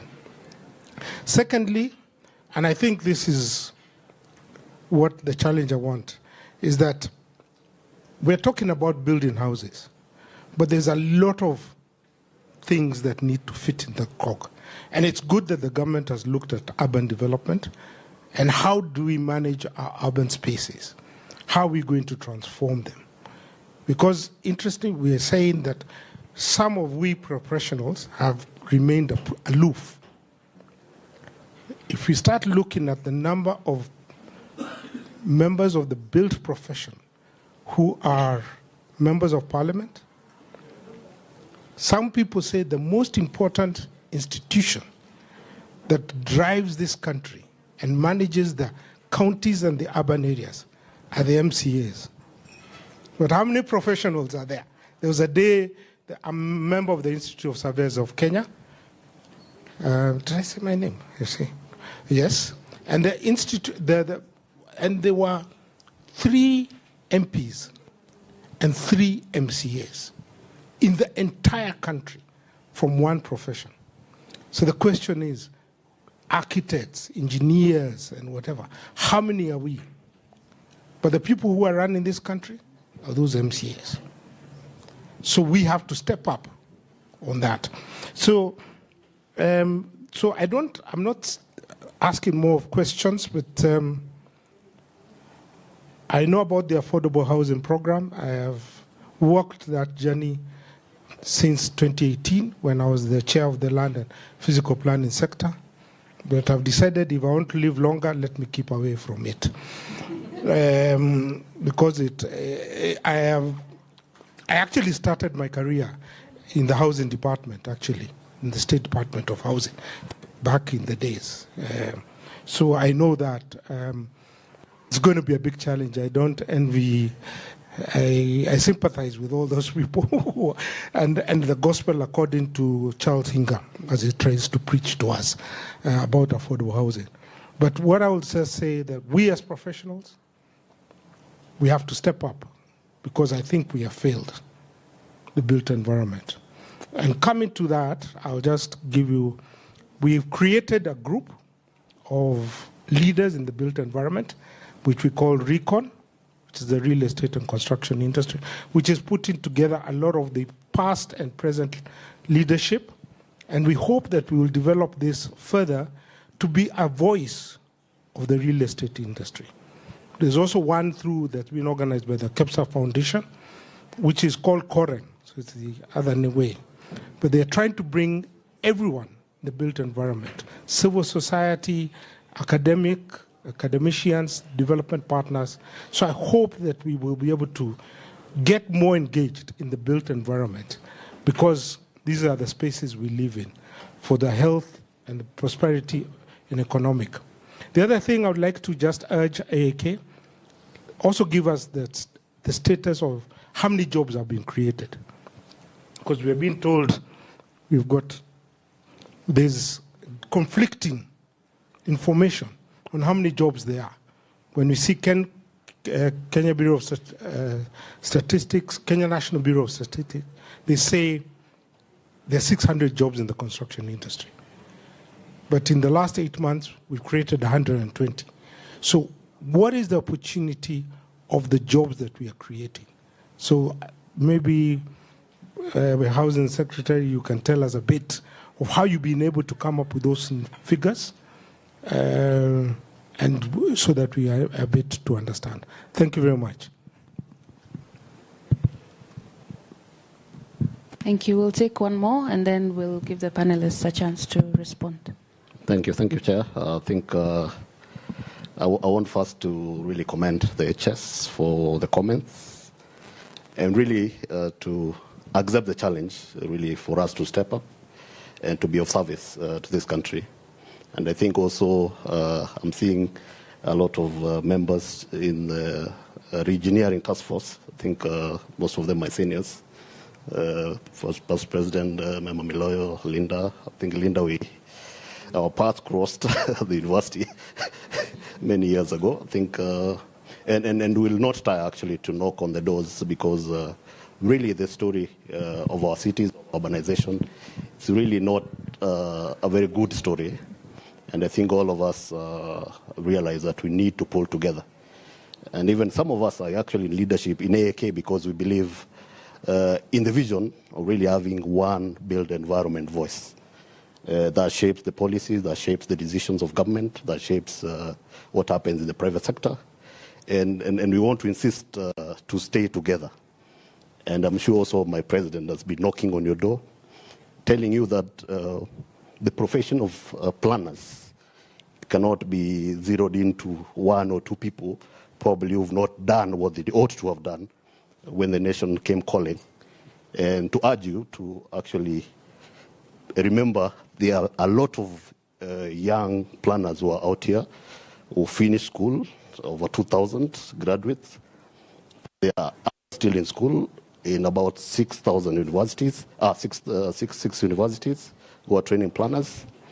And we're asking, within this construction boom we've discussed this afternoon, that you find a place for them. Because by building their capacity through this program, you're helping this country to manage the urbanization in 10 years' time, 20 years' time from today. 2002, the urban population was about 6 million. 2022, last year, I think according to World Bank, 15 million. So we've added almost 10 million people, and you can imagine what will happen in another 10 years. The challenge, or the challenges that we are discussing this afternoon, will be multiple times bigger than we can imagine. And now on that, you add the climate crisis. So let's stay together. We stay together as AAK, 8 different professions, and the government, this state is well advised to find utility in each of those professions, because there is something they bring to the table. And I'm sure even within the task force, think if you can find space for all of us, then this country will be better guided, and will also resist the urge to blame each other and even to fuel these so-called fights within the built environment professions. So I think there's a cure to that. And a lot of that cure, I think I was discussing with one of my friends, a lot of these fights are coming because the cake is shrinking. Yeah, and people are looking at, I have only less than 10 years to retire. What am I going to, to take home? So I think if you enlarge the cake, bring all of us to that space, I think these fights will just die naturally. And this country will be advised by the people it has spent so much money to train. To go through university, I think government spends 80% on one student, and I think they need to draw some utility from that. So I think ours is bring us to the table. We are going to help this country, and also a lot of planning actually. Like I said in my comments, is statecraft. When Kilimani asks for a plan in Kilimani, a local development physical plan, when City Hall does not, when City Hall doesn't give them, they have no recourse. They cannot plan and enforce their plan. So they remain without one. So I think if the public arm of planning can be optimized, then a lot of these problems and these people we want to blame is really not their failure. So I think I want to stop there and wish you all the best. While I give... Very short one. A very short word. Yes. Okay. So, sorry, ladies and gentlemen. I look at the professionals sitting here, and I look at where we have come from, and mine is a very basic question. Academic issues, do they relate to the practical issues? No. How many professors are in those called university, teaching architecture and engineering, are easily registrable? Very few. Nairobi University, engineers, lecturers, only about 15% are registrable by the engineers board. So who is supposed to teach an engineer? An engineer. To be an engineer, you must be registered. So they are not being taught by who? An engineer. Please, you guys need to address that through Borax. EBK, we have addressed it. They are quiet. I think they are tidying up. The last one is, over and above all said and done, we should work in such a way that we adhere to the laws and we get paid our fees. We should not be cowed in projects by the developer and the contractor. We need to respect ourselves, and it is written, and these professional bodies should take these people to court and they're jailed for 2 years.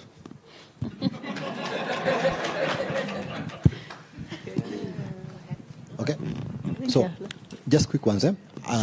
I do agree with you. What you have just said, the need to enforcement is important. As far as the issue of, I think that you'll answer the question about academia. But I want to agree with Plan Mbisi, what he has said. In terms of opportunities for planners, I think the challenge within the planning arena, the senior planners have not stepped up. We don't see them. You know, we don't see those senior planners. We actually have an acute shortage of in the AHP for planners. I'll give an example. One of the things we are doing in HP, we are relocating prisons from urban centers away from the cities. You know, prisons. Like now in Nairobi, we're relocating Remand, Langata, and Nairobi West to Kamiti. You know, and building a completely new modern prison in Kamiti. Kamiti has about 1,000 acres. Require planning, which is there. The planners, we have a few. So in terms of practical steps forward, if in the next 2-3 days we can sit down with you, we agree what is this scope. As I've told you, I've asked both KEEP and TPSK, what is this scope of planners that we'll be doing in HP? We'll advertise in the next 2 weeks for the planning profession. You know, it is possible.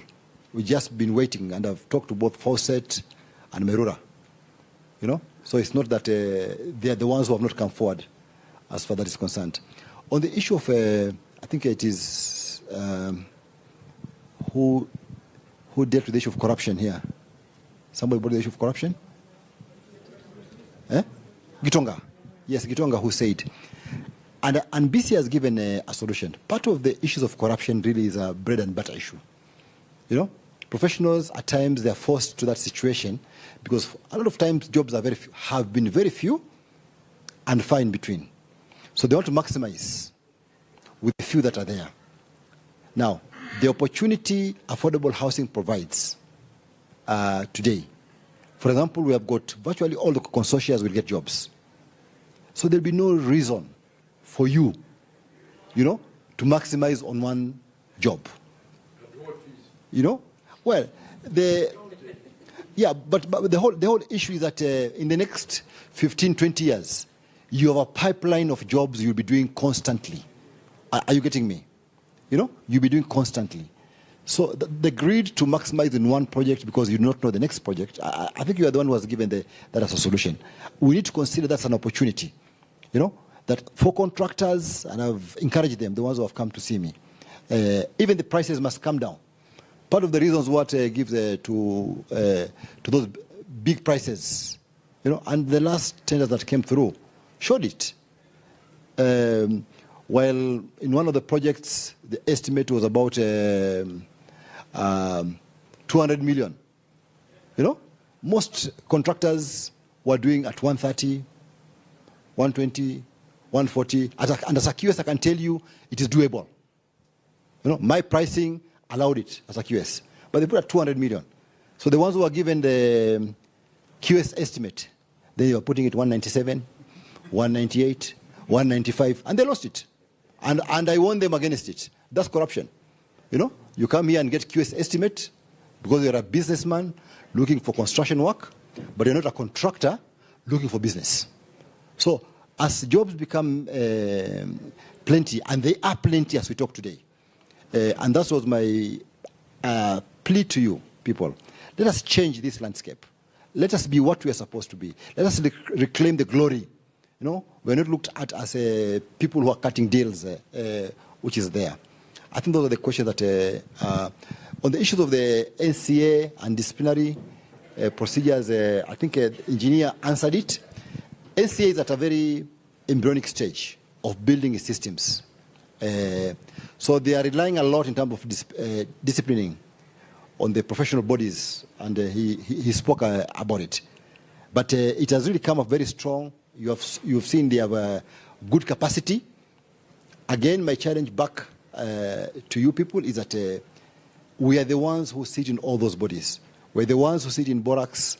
We're the ones who sit in NCA. We're the ones who are in NHC. So we should be able to change things from within. Okay, thank you. What's next? I think she. Let me just comment on the.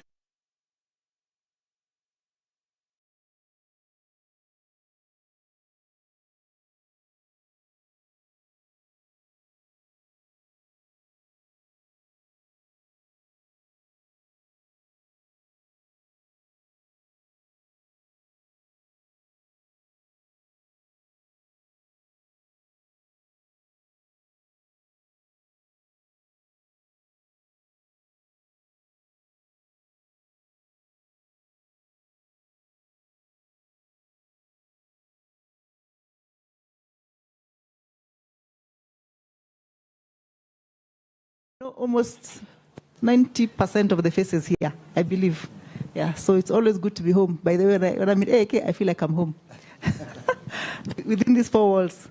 Okay, so I wanted to comment about the question that Engineer Goro raised about lecturers or academia. How can they not be registered? Why are they not registered?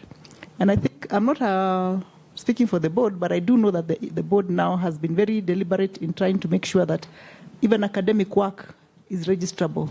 You don't have to be on a project that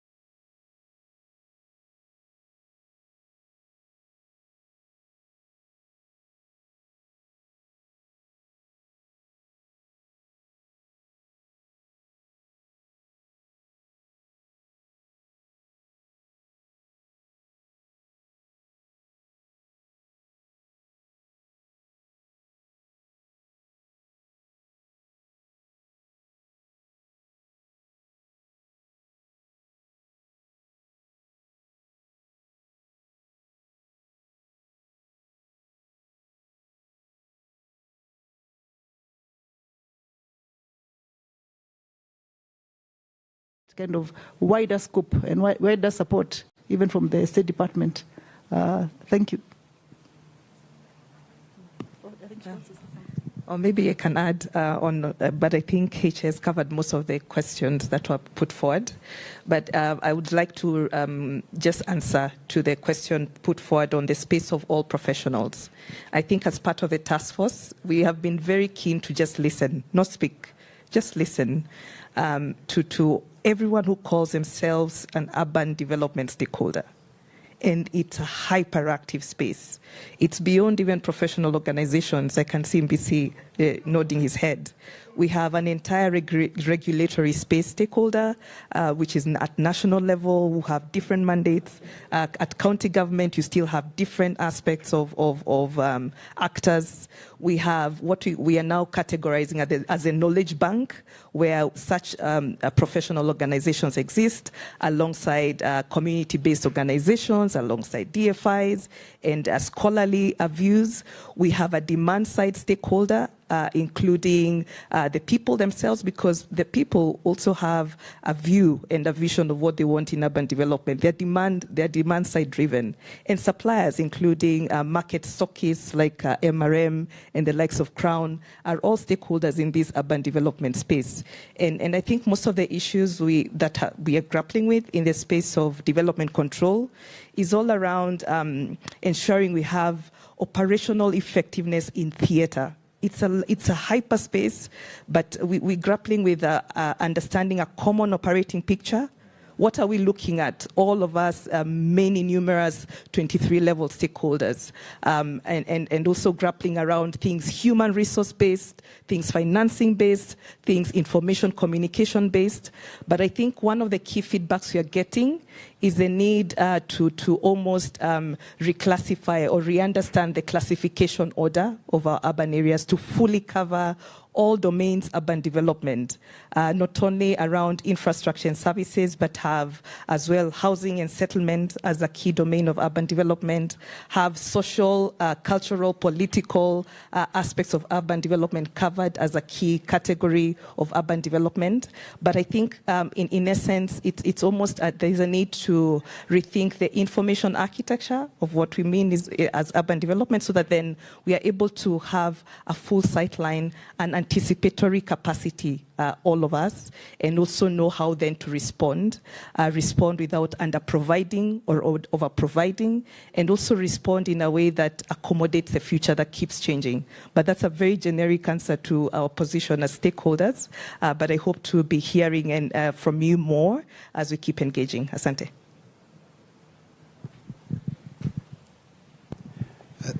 Thank you very much also.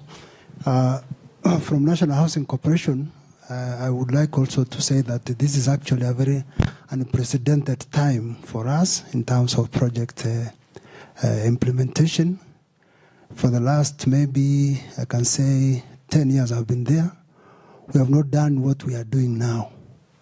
So for the professionals, I can say that what I just said is true, that we really need to step up. We want to call upon you to come to us, and so that we can work together and do this work. This work is much, and we are under a lot of pressure. So when we put out bids, we would like you to join us in terms of engaging, so that we can be able to see what we can do. In terms of materials, as I said earlier, we have the EPS technology, and it's actually a very good technology, especially for doing slabs, and it's cheaper than the normal slabs. I would like you to test it in your projects so that you can be able to see how you can save. Thank you so much, and welcome. Thank you. I think I just want to close by saying this is like literally the first time we've opened up our Status of the Built Environment launch to the public somehow, and allowing everybody to come on board and engage with us. And I think it's important because the status is really not us as AAK, but it's the entire industry. And thank you, HS, because you did take us out of our comfort zone when you called us to come and participate and form the affordable housing program. So we look forward to your comments, your feedback, and your challenges that you keep giving us, because there's really no one way of doing anything. I think we're all learning as we move along. But indeed, the associations, I'm sure they're ready to engage and ready to take up their role, as you can see, AK at the forefront of it all. I think I just want to comment regarding the fees, because my senior engineer has talked about it, is that we are not necessarily negotiating them. We're just looking at the scope of work vis-a-vis what should be paid, and we are talking about minimums. They could go maybe maximum. I don't know if the government will reach a point where they've collected a lot of money to pay us all. But I think it's good for us to realize that we must have at least some bare minimums in terms of the fees that we have to be paid, because then that reduces this issue of corruption that we are hearing about, and we have to really, take the bull by its horns and ensure that people, if somebody is well compensated, then they don't have this need to actually go outside to find money out there. So we are at the forefront of discussing the same. I think I just want to recognize the presence of the CEO of KPDA, that's the Professional Kenya Property Developers Association. She's right here with us. Mary, thank you so much for coming. And the chairman of JBCC, who's just come a short moment ago, chairman of JBCC. We were to have something within this program, but I guess we will have it at the dinner so that we allow people to take some time off to go and change. So we look forward to engaging with all of you. I think it's an important session, and I think this is an opportune time for me to hand over the mic, because I think I'll be talking the rest of the evening. Thank you. Back to you, Mary. Thank you. Thank you very much. Let's give a clap to our panelists. And thank you for giving us your little minutes, but please join us for the dinner. Everyone can go and transform into the beautiful people that are going to be at the dinner. Karibuni. Have a nice evening. Thank you, QS. Mary, just housekeeping. We are going to